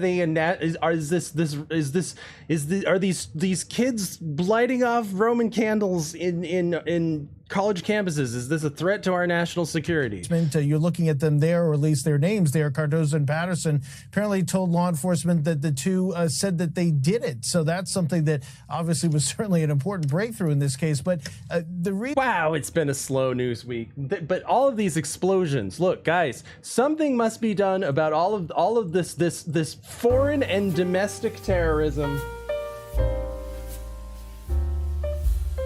Something must be done. I turn to the wisdom of the elders. And to G. Gordon Liddy. Once in a while, we have to turn to G. Gordon Liddy and his profound wisdom to find a modern solution to an age-old problem. Again, we're speaking about definitions. These are the people that go out and blow up innocent women and children. I don't care whether they're doing it for reasons of the left, for reasons of the right, or for reasons of one religion, or for the other. But what I want to do is identify them, and I want to go after them and kill them. Simple as. But what I want to do is identify them, and I want to go after them and kill them. Wait a minute. Let me address Mr. Menuhin's. Mr. Menuhin's plea is the universal one of mankind, which is for the elimination of evil. A person of extraordinary education can deploy those superb abilities for good or for evil. Absolutely. And when they deploy them for evil, and it is my writ as a soldier or as a special warfare person or something like that, I'm going to go after them. And I mean, in Gordon Liddy's case, in the context of Watergate, precisely what you were talking about a moment ago is finding the chap and knocking him off. How would you feel if that was said about you in the context of Watergate? I don't have any problem with that. Anybody who wants to kill me is welcome to try, and it's been done. G. Gordon Liddy gets it. See, that's alpha man shit right there. Alpha mustache.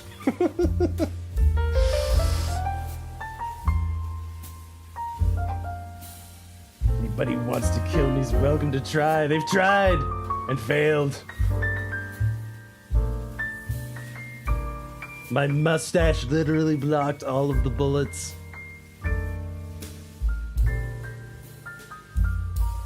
And you can learn how to block bullets with your mustache at the G. Gordon Liddy School of whatever this is. And in the scandal that destroyed Richard Nixon, Liddy served 4 years in prison for his role in the Watergate break-in. He still has a romantic fascination with it. The vanity plate on his car is proof of that. Since those days, Liddy has remained a magnet for public attention. guest appearances on Miami Vice, film roles, a best-selling book about his life.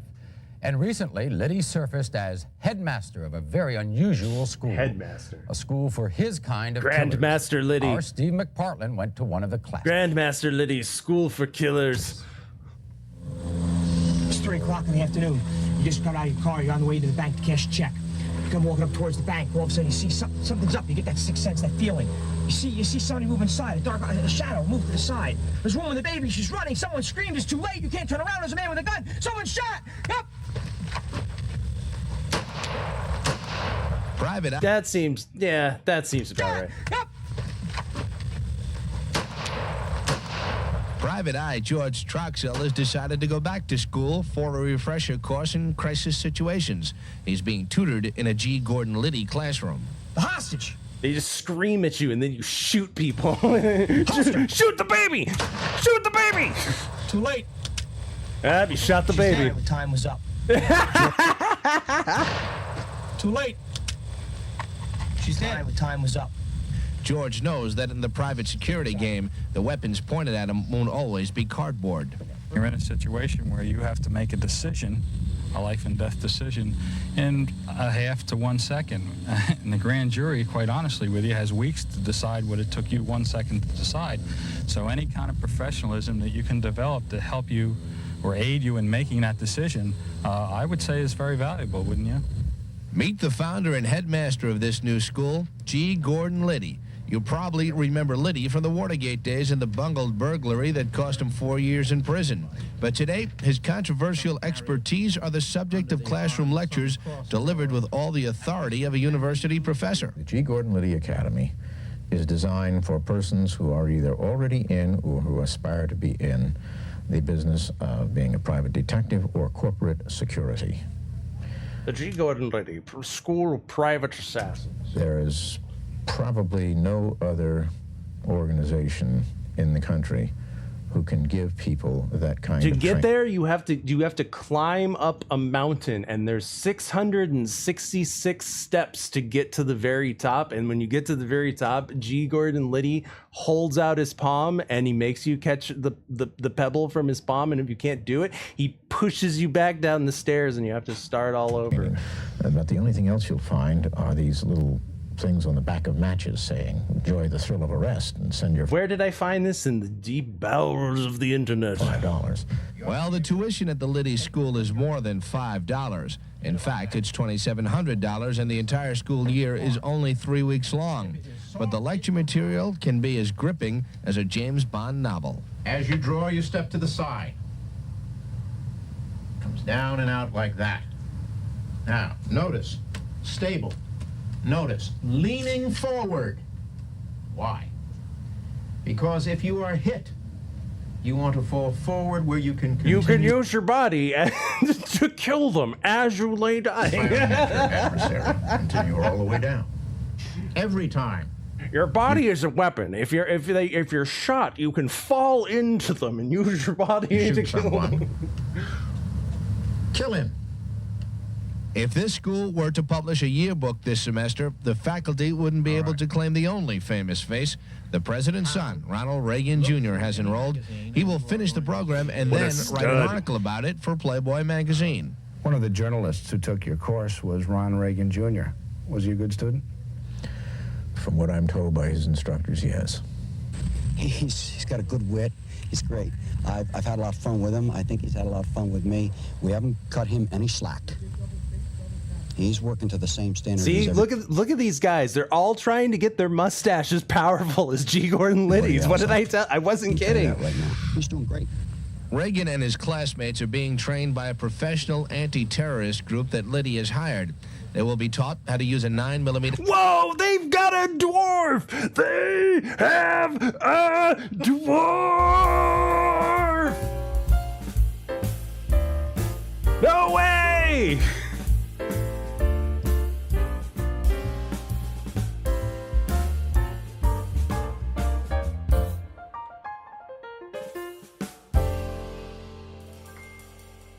Get out of here. They have a dwarf.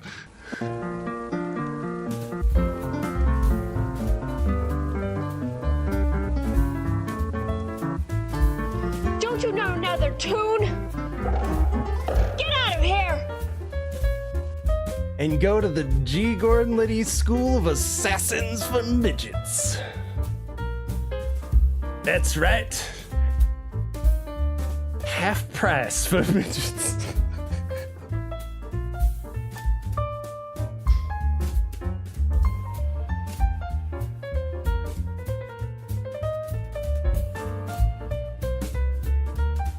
True Wolf says this is the modern day fellowship.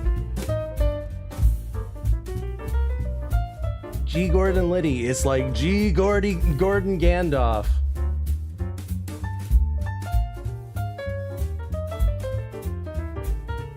I'm going to lead you down to Mordor. There's going to be lots of orcs, and they're going to try and rob you and take your car. You have to defend yourself. If you're going to shoot an orc, you shoot to kill.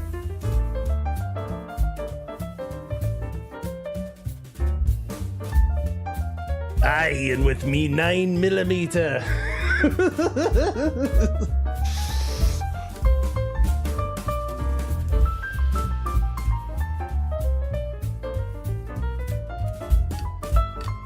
Half pint hitman.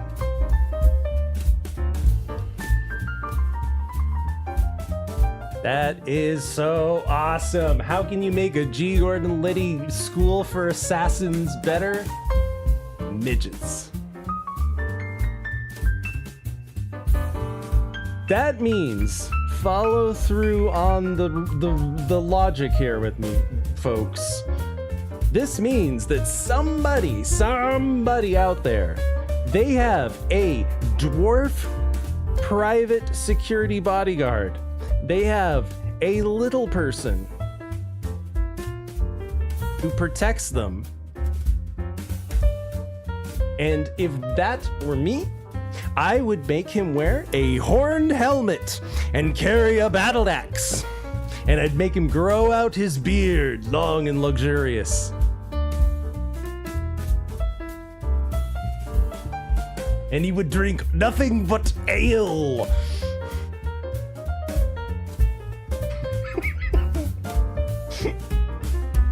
I dub thee Gonad the Dwarf. Now go forth, Gonad, and slay. A semi-automatic pistol.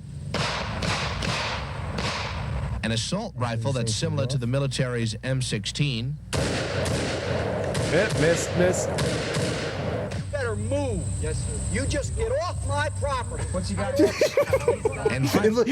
and old man training. You get off my lawn. How to use these weapons in potential crisis situations, like this drill, which simulates a hostage emergency. Your adversary must have A, the ability to harm you, B, the opportunity to do so, and C, you must... Oh, that was, excuse me, you're right. Only luxurious mustaches. Only mustaches in this fellowship. in jeopardy. When all three of those elements are we're present... going, we don't need beards. And only when all three of those elements are present are you justified in using deadly physical force. And it's those three factors that George Troxel will have to weigh within a split second as they lead him to another hypothetical crisis scene. You know, like in case you go to the saloon and the guy in the cutoff t-shirt with the mustaches throwing a beer bottle at you. You know what you're doing in the police station? You explain what happened in the bank. And there's a baby, and there's a woman with the baby at the saloon. 6 hours of questioning. And there's Indiana Jones. He's there too. The hostage got killed. You don't ever want that to happen again. 6 hours. Now you have to go back to a grand jury. You have to go to another jury.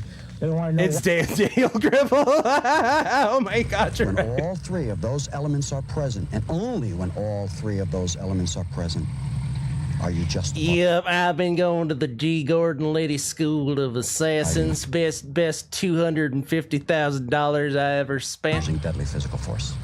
And it's those three factors that George Named Troxel will have to weigh Shackleford. within a split second as they lead him to another hypothetical crisis scene. The hypothetical crisis scene at the Old West Saloon and Tavern, where there's apparently a tranny in a yellow tank top. There's a tranny woman in a yellow tank top, and then there's a guy. he's massaging an invisible cat, and he's about to throw his gun at you. It's 1 o'clock in the morning. You just got out of the police station. You know what you're doing in the police station? You explain what happened in the bank. You just went through 6 hours of questioning. That hostage got killed. You don't ever want that to happen again. 6 hours. Now you have to go back to a grand jury. Yeah, you got that hostage killed, and it haunts you in your nightmares. You can't sleep at night. All you do, you can't have sex with your wife anymore because all you think about is when you killed that hostage. You have to go to another jury. They don't want to know what happened, why, who you shot, how come. Daddy, why did you kill that man? Hours. They let you out. You finally got your check cashed. You gotta go have a beer. You're on the way into your friend's saloon. You walk up to the thing, and all of a sudden, you get another 6 cents, another feeling. No, it couldn't be happening again.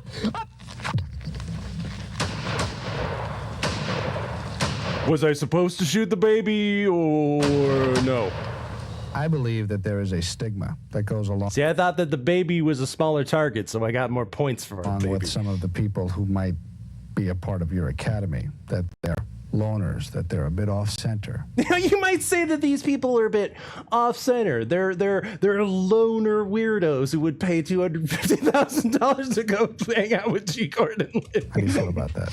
In every group of people, there are the good, the bad, the indifferent, the competent, the incompetent, and there's no more correct to make universal. And they're all welcome at the G. Gordon Liddy School of Us Hired Assassins. Statements about persons in the protection business than it is to make universal statements about persons in the electronic news gathering business. Gentlemen, it is time to award the certificates of training to those who...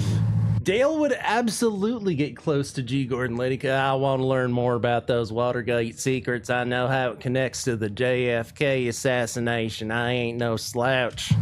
Are leaving us today, having completed this. How come all them fellers are at the Watergate? They were all Cuban. How come they were all involved with the Cuban assassination plots that they were doing for the Bay of Pigs? How come that, huh? Portion of the course. The Liddy Academy claims that these diplomas will make it easier for their graduates to get jobs in the private security and anti-terrorist fields. And many of the students we spoke with believe that's true. What kind of man can do this? Can everybody do it? Any person. You have to have a set of brass balls on you. A physical handicap. And a willingness to kill. Who does not have a physical handicap. And that includes the tiny people. They are not handicapped in any way. They can still handicap a person by shooting them in the kneecap with the gun. Can learn to play golf well if they are instructed by Arnold Palmer and have the time to practice daily. Anyone instructed by me or my associates can learn to use a handgun well. When Arnold Palmer was in his prime, he was the best golfer in the land. Are you the best in your field? In terms, first of all, of the instruction, yes, we are the best in the business. Secondly, as to who's the best gunfighter, I'm still alive.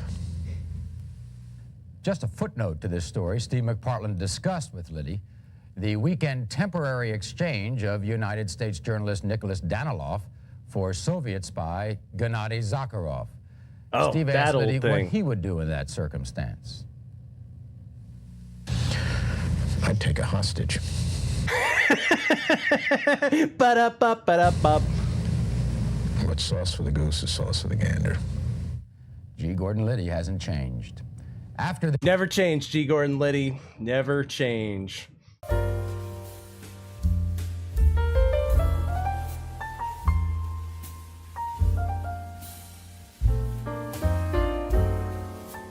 G marks the spot.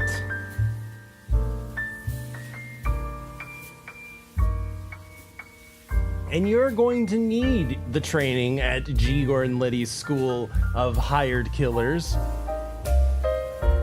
because there's a bed shortage. And apparently,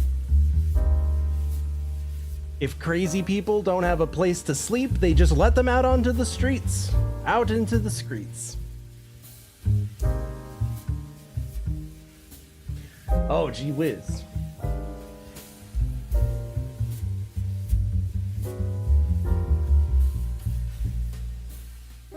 These crazy people who roll around in their feces.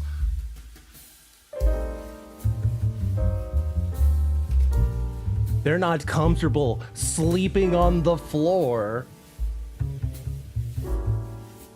We have to get them a queen-size mattress with a Tempur-Pedic support. Or else, we're gonna be forced to just turn all these crazies out onto the streets. Outrage in Orange County tonight. The district attorney says 12 men, including accused killers and rapists, are about to be released from a state mental hospital and returned to the streets of Orange County. And CBS LA's Lauren Posen is live in Westminster with the story. Lauren? Well, Pat, some of these victims' families just learned about this tonight, and to say that they're shocked is an understatement. Now, these offenders were sent to state hospitals to determine whether or not they could stand trial. And now it's that system that could be failing. The system never fails. I pray to God that what you have told me, that he is not going to be released. He cannot be released. Absolutely not. For Kelly Casey, whose brother Kyle Alvia was brutally killed with a hatchet in 2016. Oh, God. The thought that his killer, charged with first-degree murder but never tried because of mental incompetency, could be free in just weeks is horrifying. You can't turn mentally ill patients out who But have he don't know no better. committed murder. But he don't know no better. Horrendous murder. Orange County District Attorney Todd Spitzer is warning that Alvia's killer is one of 12 violent, mentally ill men from OC that state mental hospitals could start releasing as soon as this Friday. The reason I've sounded this alarm is because I'm scared to death for the public. Spitzer says mentally ill inmates with criminal charges pending go to state hospitals It's like a literal zombie plague. like Patton in San Bernardino for up to 2 years to restore competency to move forward with trial. If they can't, they're supposed to stay Newman. in a mental health facility. I knew it. If we don't have a treatment bed where they can go to be Randy Newman. if we don't have a treatment bed where they can go to be letting out the crazy people worked on by on the professionals to be street. restored with respect to their capacity, they have to be released from custody. Spitzer says the public guardian, which cares for adults who can't manage their own health, must find treatment beds, or else the first round of defendants will be released back into Orange County starting Friday. They're obviously severely mentally ill. They have a tremendous propensity to commit violence crimes. Amazing amounts of feces that they're ingesting. Incredible. But enormous amounts of feces they're Charged ingesting. with violent crimes. They're rubbing it on their bodies. Are terrified and pleading to stop these defendants from being released. You know, you don't think it's ever going to happen to your family, and you know, you read about it, but when it happens to you, it's just, I'm just sick. I'm sick. I am too. Just an enormous amount of feces they're ingesting. Spitzer is calling on the Board of Supervisors to hold a special hearing. We did reach out to the County of Orange, but so far have not heard back yet. We'll send it back to you. How much feces are these patients ingesting? Can we get like an approximate number? So get ready, you know, you're gonna see more people like this. How come when people go crazy, they always say that they're Jesus? I've never understood this.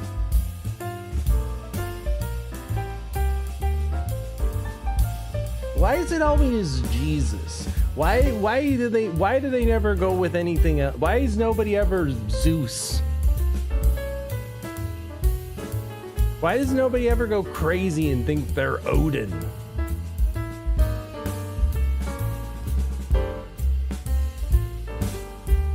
Why does nobody ever go crazy and think they're Peter Criss from Kiss? Oh wait, no, that one guy did.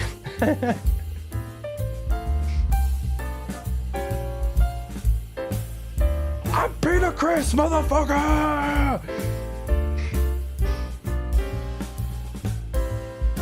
Why is it always Jesus? Why is everybody who's crazy? Why do they always think they're Jesus? On February 6th, 2025, in Fenimore, Wisconsin, deputies responded to a church after a custodian reported that a man appeared in Wisconsin and was demanding to speak with a priest and trying to access a restricted area. Okay. Talk to him.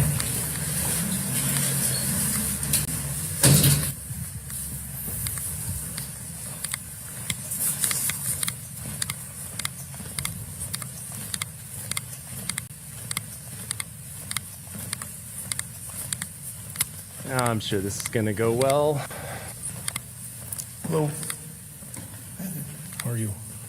Fine. Okay.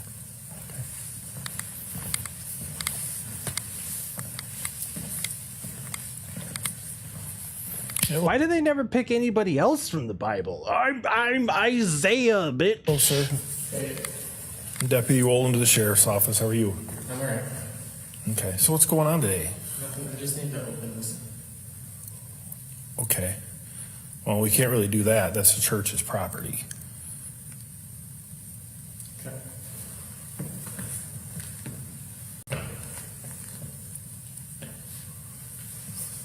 Oh, Jesus! I mean, no pun intended. God damn!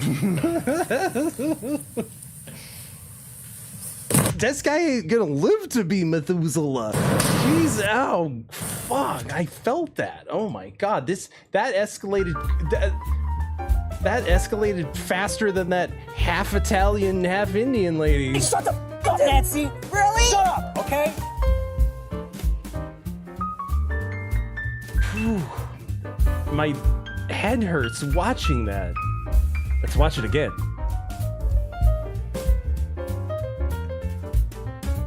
Watch it in slow motion.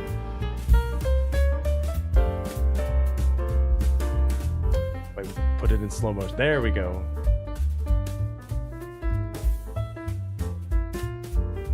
See, you can see the exact moment he realized he fucked up. Ooh, right there.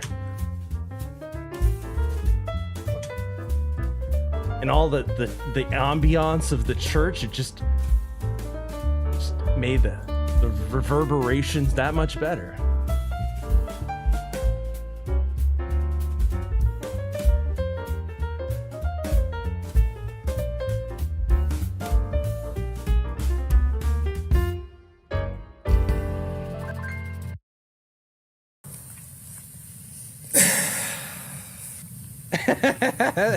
Okay, so this is what we're doing.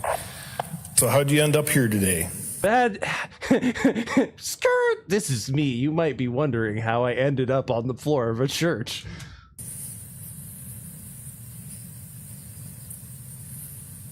Because I'm Jesus. Of course they all always are. Do you have some friends around here or something? You have some disciples, Jesus, who can come pick you up? You know Nancy in HR? I mean, for me to help you, you have to talk to me. I don't know if you're having a spiritual episode or a seizure from hitting your head. Or both. But if you see a light, you should definitely go towards it.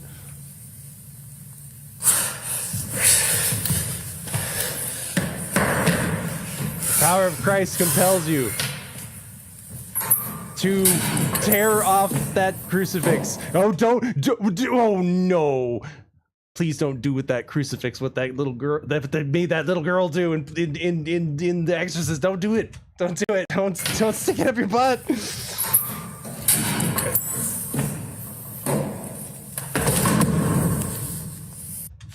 Wow. He just spit a tooth out.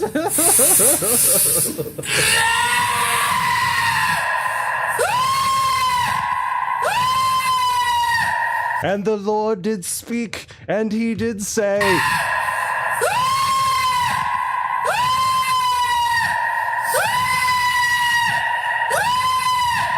Fucking gay, bitch! You know, I wish somebody would jot these gospels down. And the Lord spoketh.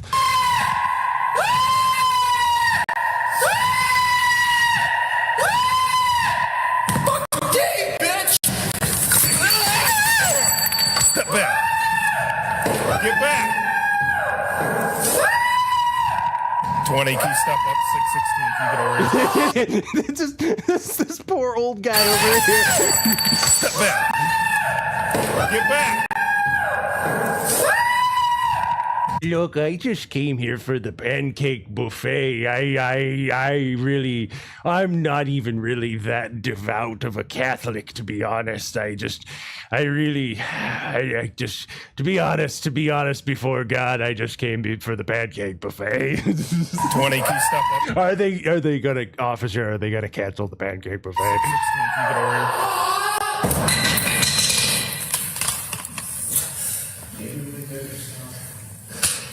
I got more people coming. How can they cuff him? He's Jesus. He's on something. They need nails. They need nails and some wood. Well, we're gonna do this Jesus style. Hey, sir, I know you're busy, but that pancake buffet, it's still gonna happen at 6 o'clock, right? 20, how far out are you?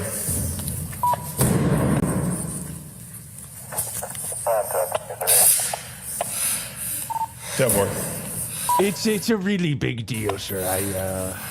I don't have a lot going on in my life. Yeah, the pancake buffet is really all really keeps me going. It's really, I find more in the meaning in the pancake buffet than I do in religion, frankly. So he's dove a couple, 3 times.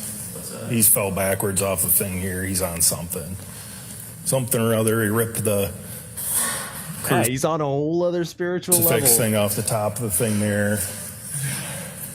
He just went and grabbed one of these things here and kind of came at me a little bit, but I shoved him off, and then he hopped back up there. So. No, I haven't been able to get anything out of him whatsoever. Stay away from me. What's going on, man? I'm Jesus Christ Almighty. Fuck you. And the Lord did speak, and he did say, Jesus Christ Almighty.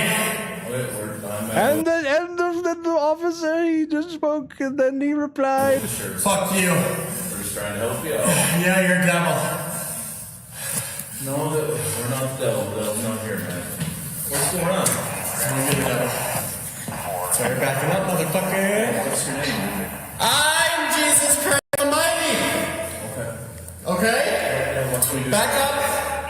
Is that your first name or your last name? Back up. What can we do to help? I'm Jesus Christ Almighty. Okay, we got it. Nobody else needs to fucking die for their sins, motherfucker. Okay, we need to. No.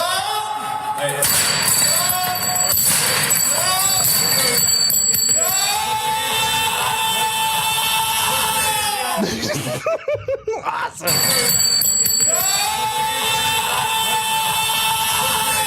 Well, I guess Thanksgiving is ruined then. Nobody else needs to die. You are under arrest. Put your hands behind your back now. Sir, but the pancake breakfast, I really need to. Now, yes, you are. You're gonna get tased. Put your hands back. Consider this table flipped.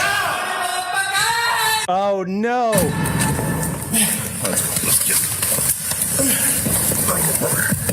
Hands behind your back now.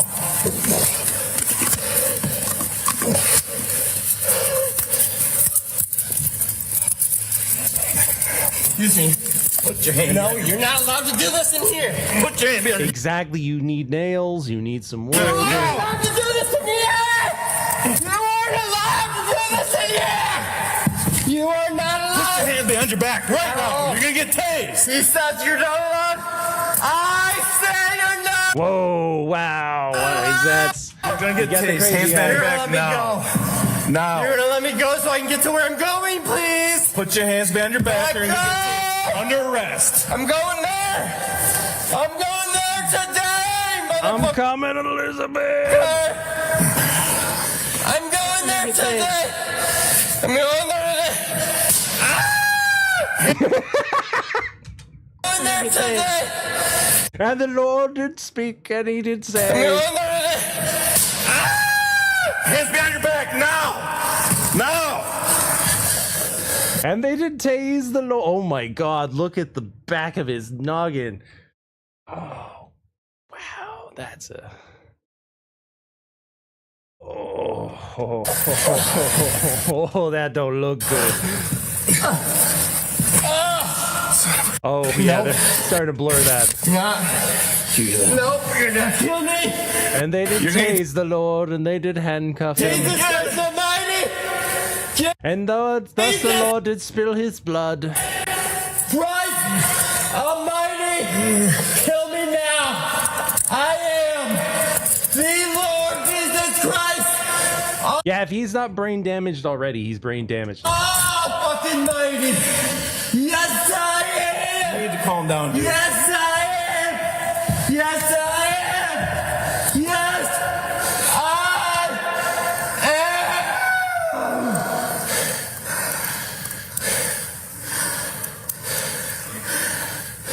You gonna calm down for us? I will calm. I'm ready to speak. And the Lord did speak. Here. And he did say, I am here. Where are you hurt? I'm not hurt. I'm not hurt at all. Well, you're bleeding besides your head. You hurt anywhere else? No, it'll heal just fine. It'll heal just fine. I do it all the time. You're bleeding besides your head. You hurt anywhere else? No, it'll heal just fine. Of course, he's Jesus. He's going to cast a miracle on it.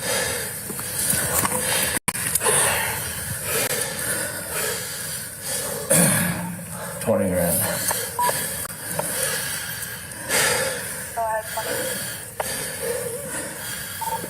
Taser deployed. We're 1095. 10-2 for now. What's he's getting wiggly. Sir, stop it. You need to calm down and stop resisting, okay? Sir, if you're Jesus, then we need to crucify you. It's just What's your name? It's part of the program. Jesus. What's your name? Jesus Christ. Okay. Has he got anything in his pockets? You have anything on you need to know about, sir? Anything that's gonna stick us? Any weapons?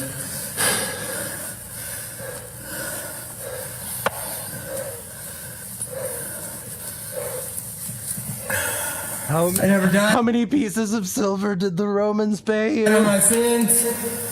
Been here the whole time. It's been me. 9 till 7.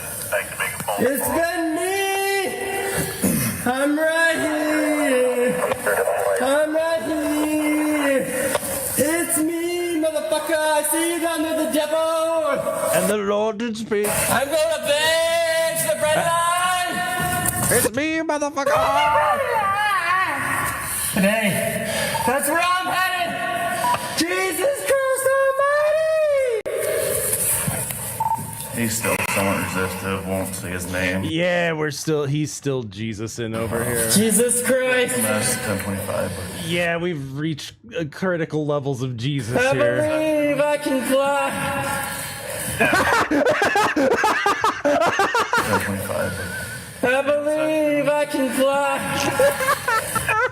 I believe I can touch this guy. I think I've had it. Not in death. From my waist. No fucking way. I believe I can fly. I believe. Yeah, one more. If available, one here. Search and try to. All right. Oh, that's so fucking funny. I don't see anything in his pockets here. On the other side. It's going to be sometime 5. The church here. Okay.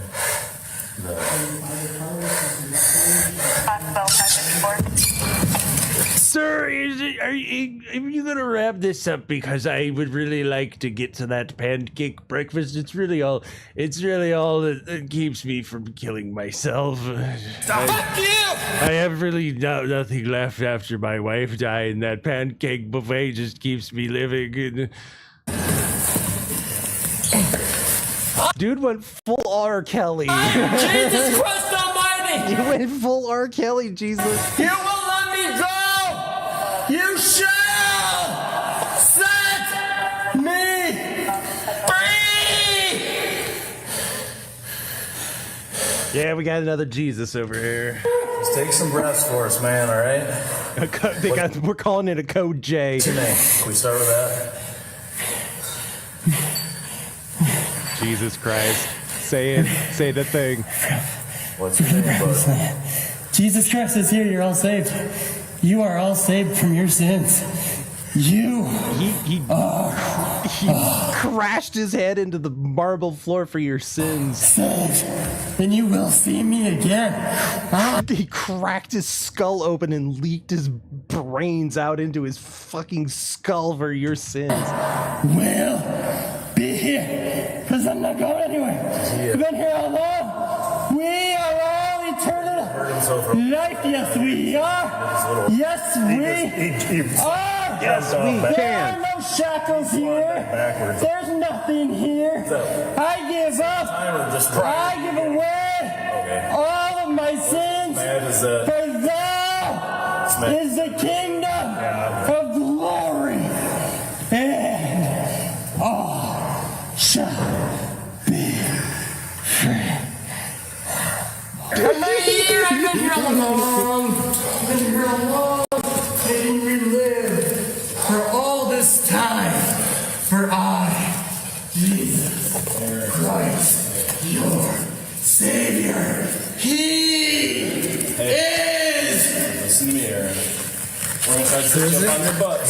Aaron Peterson? Take a look at that cut on your eye, all right? We sit you on your butt? I can't wait. I cannot wait to hear what these paramedics say.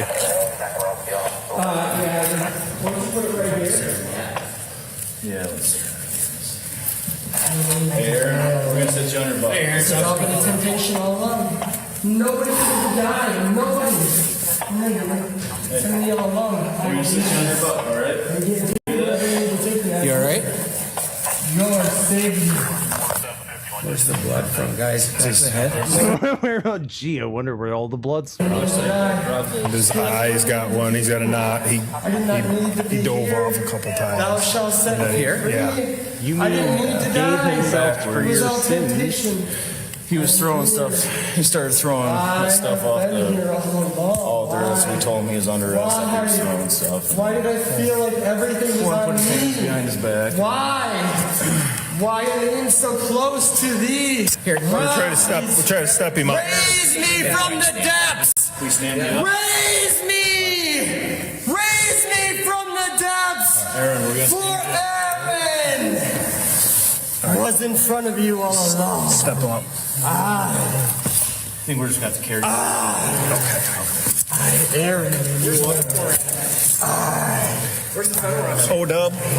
O-dub. Yeah, someone's going to be pregnant. See, I told you I'm still here. I'm just waiting for the pancake breakfast buffet to start. Aaron all along. The list goes on and on.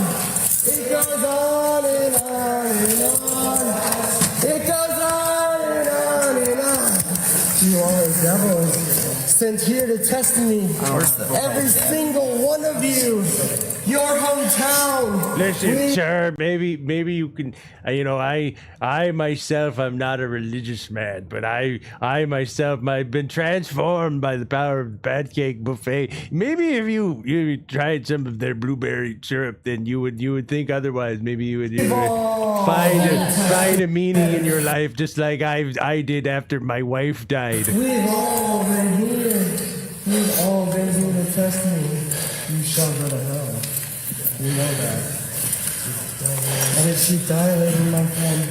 Wherever you think that you are taking me, no binds, no shackles, no chains. Right. For I have been here before. Yeah. Sir?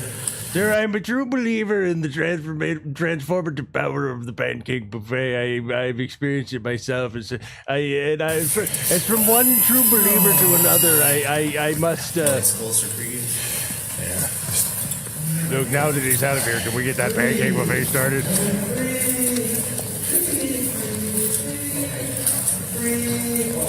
Free. I am free. I'm not sure. I'm here. I've been here all along. Yes, I have. Yes, I have. The investigation determined that the man had recently stopped taking prescribed medication for a mental health condition. No way. Deputies noted that he appeared disoriented. No way. And continued to make religious statements even after being restrained. No way. He was transported to a local hospital for evaluation and later medically cleared before being booked into the county jail. But how'd Prosecutors that head be? charged him with disorderly conduct and resisting an officer. Court records indicate the case remains open, pending further. The state versus Jesus Christ. The state versus Jesus Christ will now begin.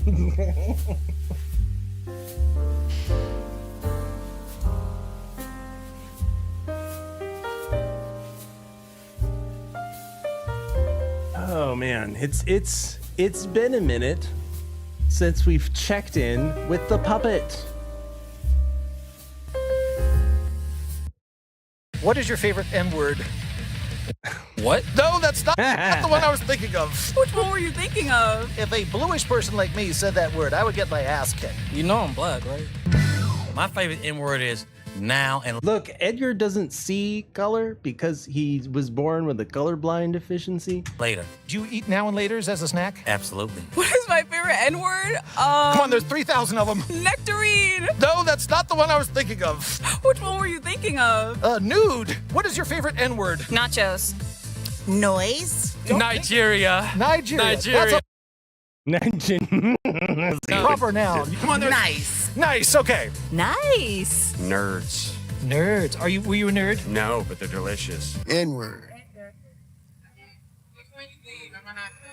That's okay.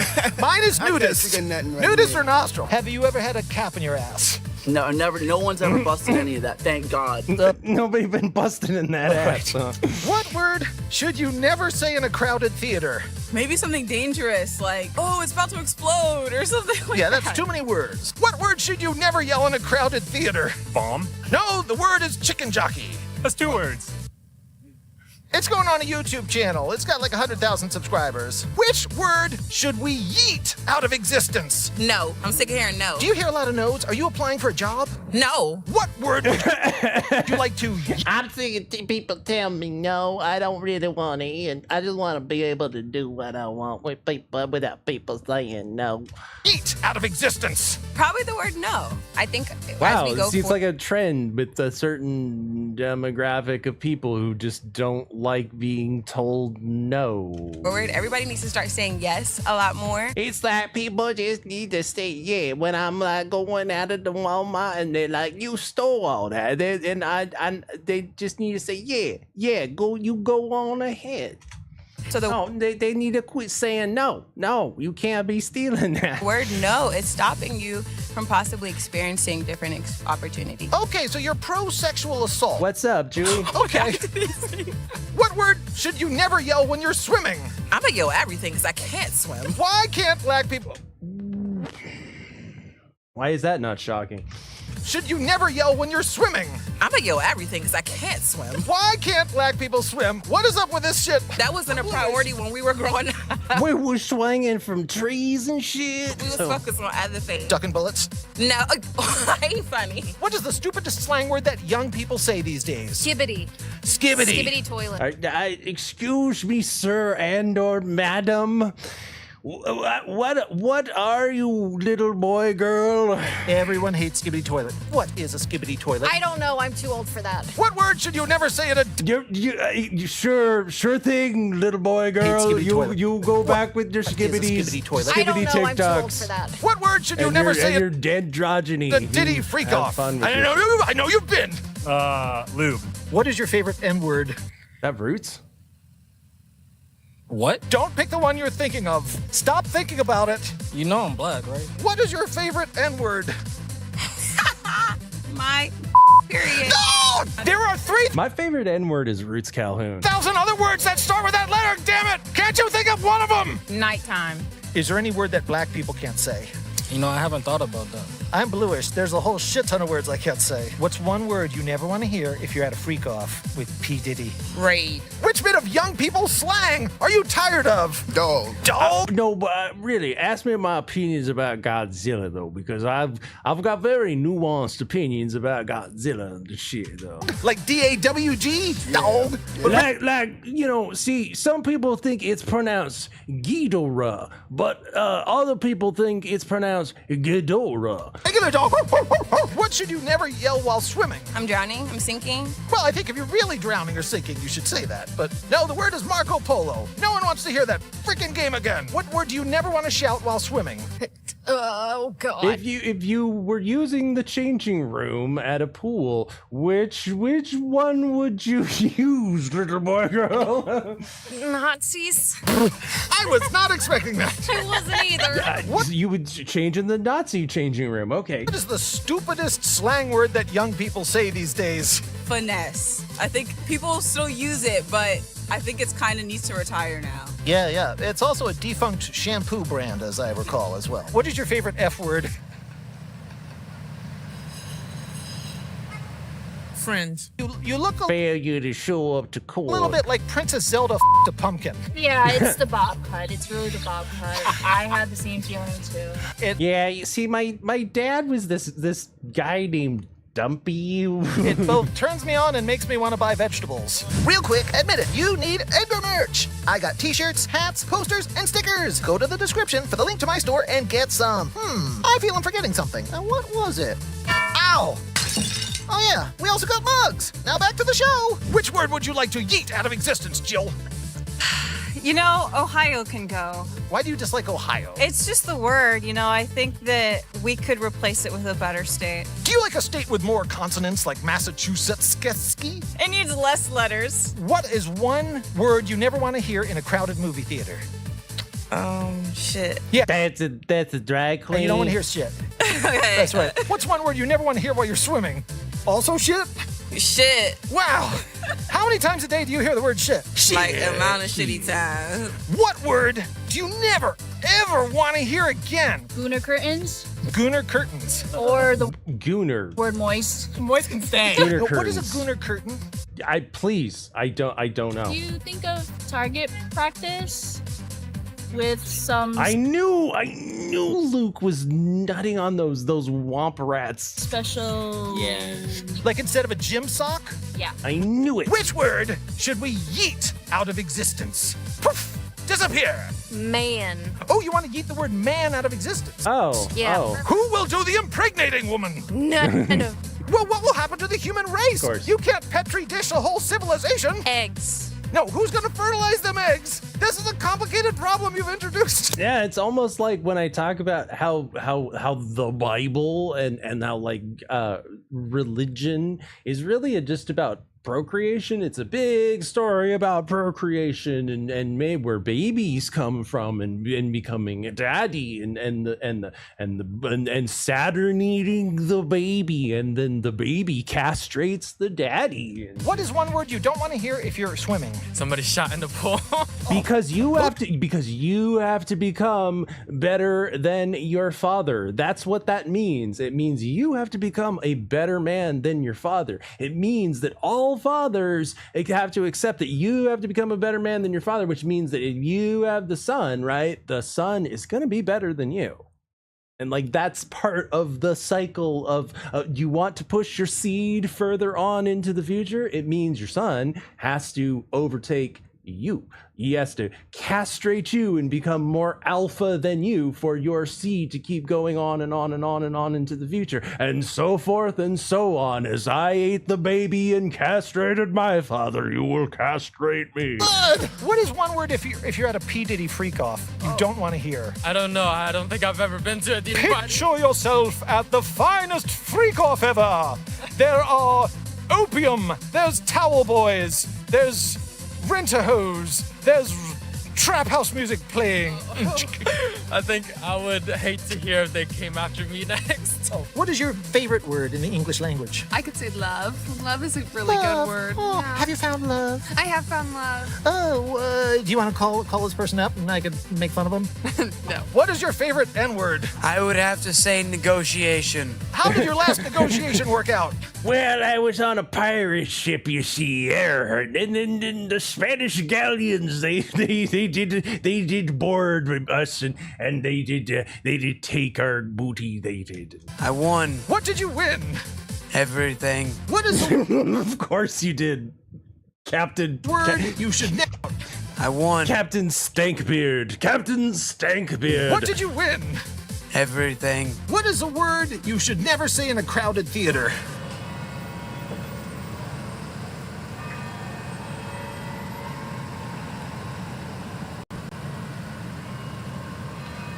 Oh, I get it, because they can't be quiet in movie theaters. I get it. It's very, very subtle humor.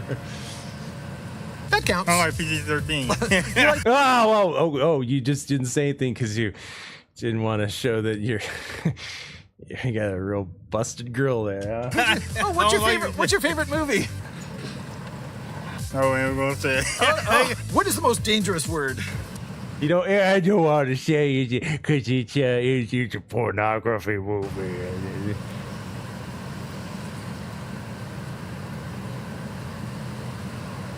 Comes mine. It's called Star Wars. I was about to ask you, like, what is your favorite N-word? My favorite word? Ever. The funnest favorite word ever. I like telling people Wazam. Is it white Shazam? No, it's better than that. Whenever you're greeting somebody, you know how you usually say, hey, what's up? Oh, it's like, what's up, fam? What's up, fam? It's Wazam? Yeah, something like that. You've never seen a skibbity roaming around in its natural habitat, have you? I don't even know what one is. This is disgusting, sir. I'm loath to even tell you. What's skibbity mean? Is it poopy? It's poopy, sir! My dear, what is one bit of teen slang you're tired of hearing? I don't understand glizzy. Glizzy? Oh, that means hot dog. Yeah, I don't understand where it came from. It came from hell, woman. What is your favorite N-word? There are 3,000 N-words to choose from, woman. Why is that the one you're choosing? Are you sure that's a woman? There are 3,000 N-words to choose from, woman. Why is that the one you're choosing? Yes, I would like to yeet. Your voice is creeping me out, lady. There are 3,000 N-words to choose from, woman. Why is that the one you're choosing? Yes, I would like to yeet the word Trump. Why do you sound like a powder puff girl? Well, won't that cause a power vacuum and lead us to World War III?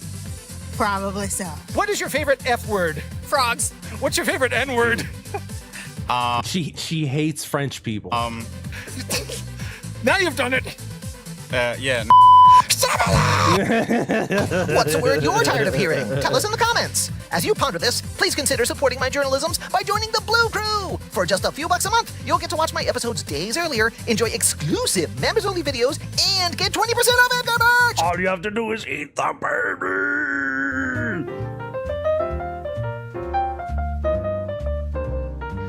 Eat the baby.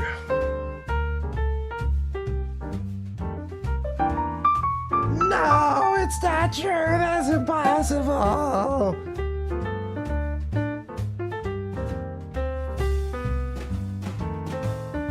I think about it. Think about it, Luke. I fucked Natalie goddamn Portman, and what did it get me? It just burned my dick off in hot lava, and it's gonna happen to you too, Luke. No! It's coming for you, Luke. Time is coming for you. You're gonna, if you don't have erectile dysfunction now, you're going to get it eventually. It's gonna come for you one day, Luke. You're gonna be old and you're gonna be shitting in a diaper. No, that's not true. That's impossible. That's why you have to become a better man than me, Luke. You have to grow the fuck up and quit going to Touchy Station and pick up your powder converters and hanging out with your friends and crushing puss.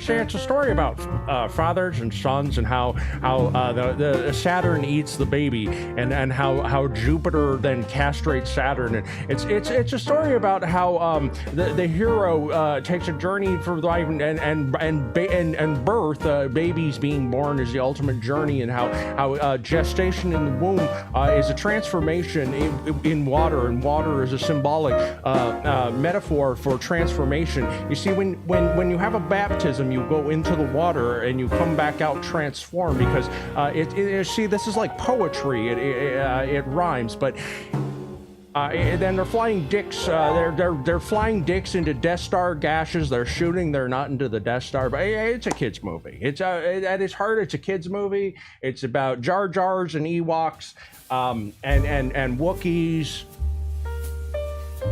It's about merchandising. It's about selling toys.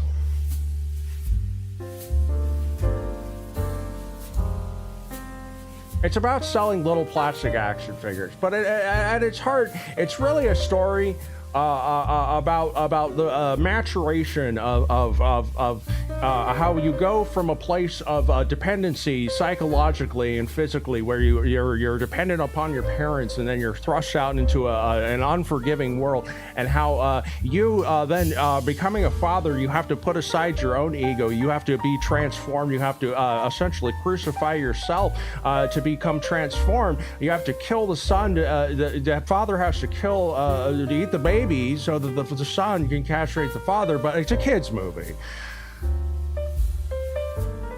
It's got pew pew lasers and stormtroopers and Luke Skywalker and a Rancor pit and Jabba the slave taker and it's a kids movie.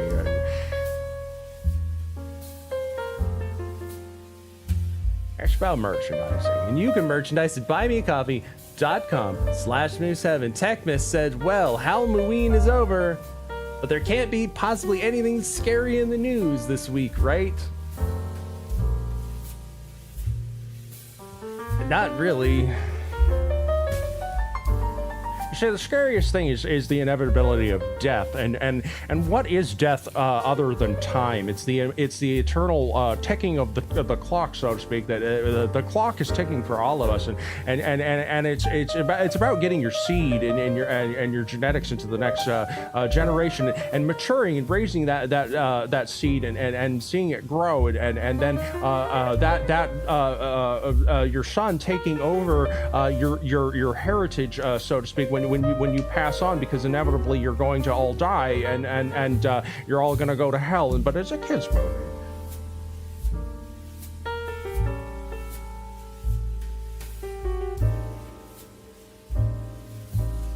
And Swamp Thing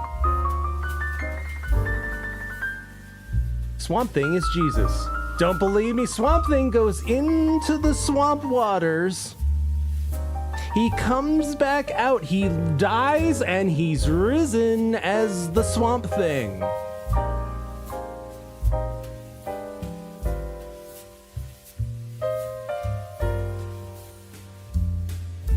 John the Baptist leads him to the swamp. He is submerged into the swamp water, and he comes back out.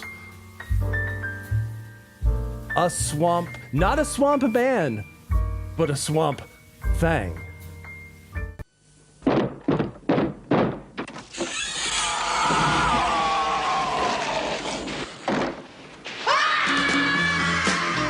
The big green guy is back. They call me Swamp Thing. You're a plant, aren't you? He's come back to settle the score. Find him and bring him in. He's got a grudge, cause they turned him to sludge. I believe this is yours. What? The return of Swamp Thing.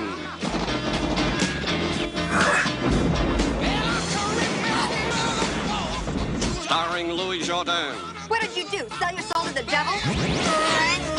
What did I tell you? Let's just say he has a lease with an option to buy. Heather Locklear. She can get him my things anytime. She's Mary Magdalene. Why can't men be more like plants? I mean, you can stroke a plant and it doesn't get the wrong idea. And Swamp Thing. Swamp Jesus. I can't give you the kind of love you want. Because he's Jesus. That's okay. I'm a vegetarian.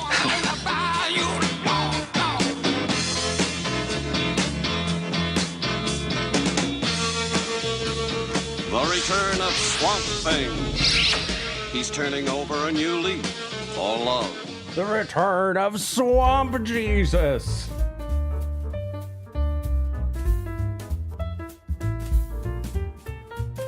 Not all the news has to be awful and terrible and a dark cloud. As we enter into this, the end of the year is dying. This year is dying, and Saturn is eating that baby. He's eating that baby so that the baby son, Dayman, fighter of the night man, can come back.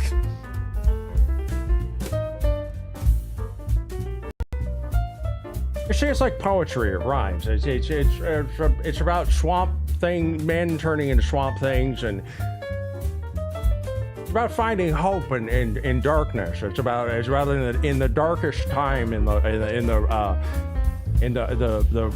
time of the year where the light is the dimmest. That's where we find the most hope. But it's a kids' movie.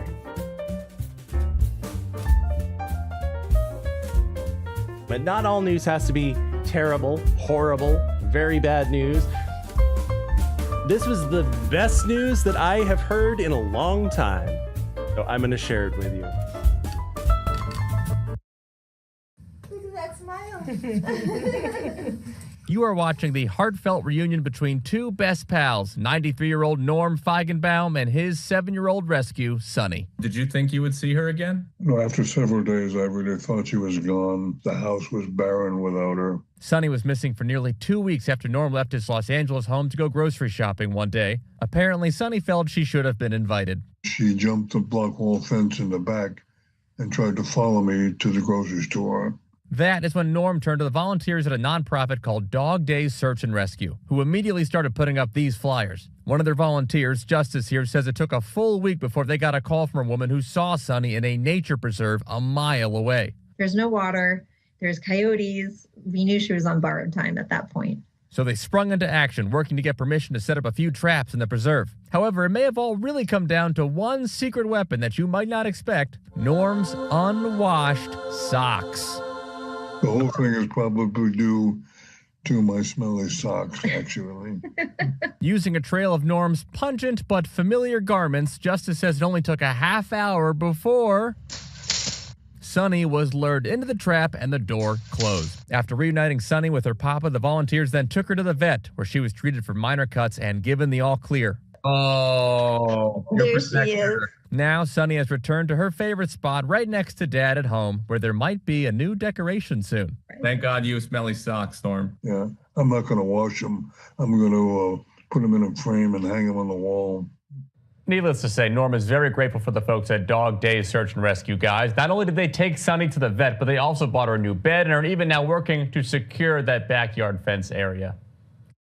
You see, eventually you get old, and your only companion is your dog, because your son doesn't care about you, because your son has superseded. He no longer needs you anymore, because he's outgrown the father. He's no longer dependent on the father, and now you're old and you're shitting in your pants, and your only companion is a dog, and the dog gets lost. So what are you gonna do? And but it's a kid's movie. It's about fathers and sons. It's about Saturn eating the baby. It's about how you have to be transformed through the power of going down into the bottom and seeing the monster, which a monster is the thing that you're afraid of the most. Shut the fuck up, Nancy! Really? Shut up, okay? Hey, all right. In the pursuit of truth, trust nobody. Guys, thanks for hanging out. I had a fun time. Hope you did too. I have one more thing to share with you. And by you, I mean you, starving autist. It's not often that I get to show a band, like a new band, that I'm like, yo, go subscribe to these guys. Go check them out. They're doing something. They're doing a thing. I don't know what it is. They're from Nova Scotia, so, you know, automatically they're weirdos from Nova Scotia. And they're doing something, and it grows on you. And I think I'm in love with their bass player. She looks like Winona Ryder, and she plays an 8-string bass, and you know, that's basically my requirements for marriage.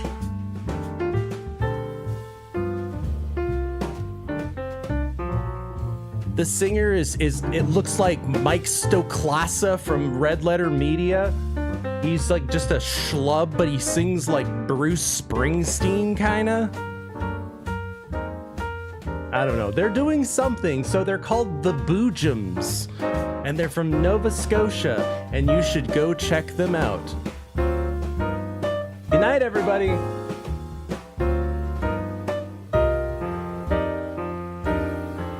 I'm telling you.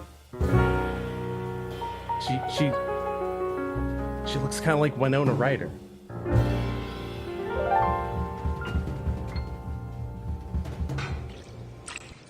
Is that your medical opinion? Huh? Is that what you've learned in your advanced studies at night school for Negro welfare mothers?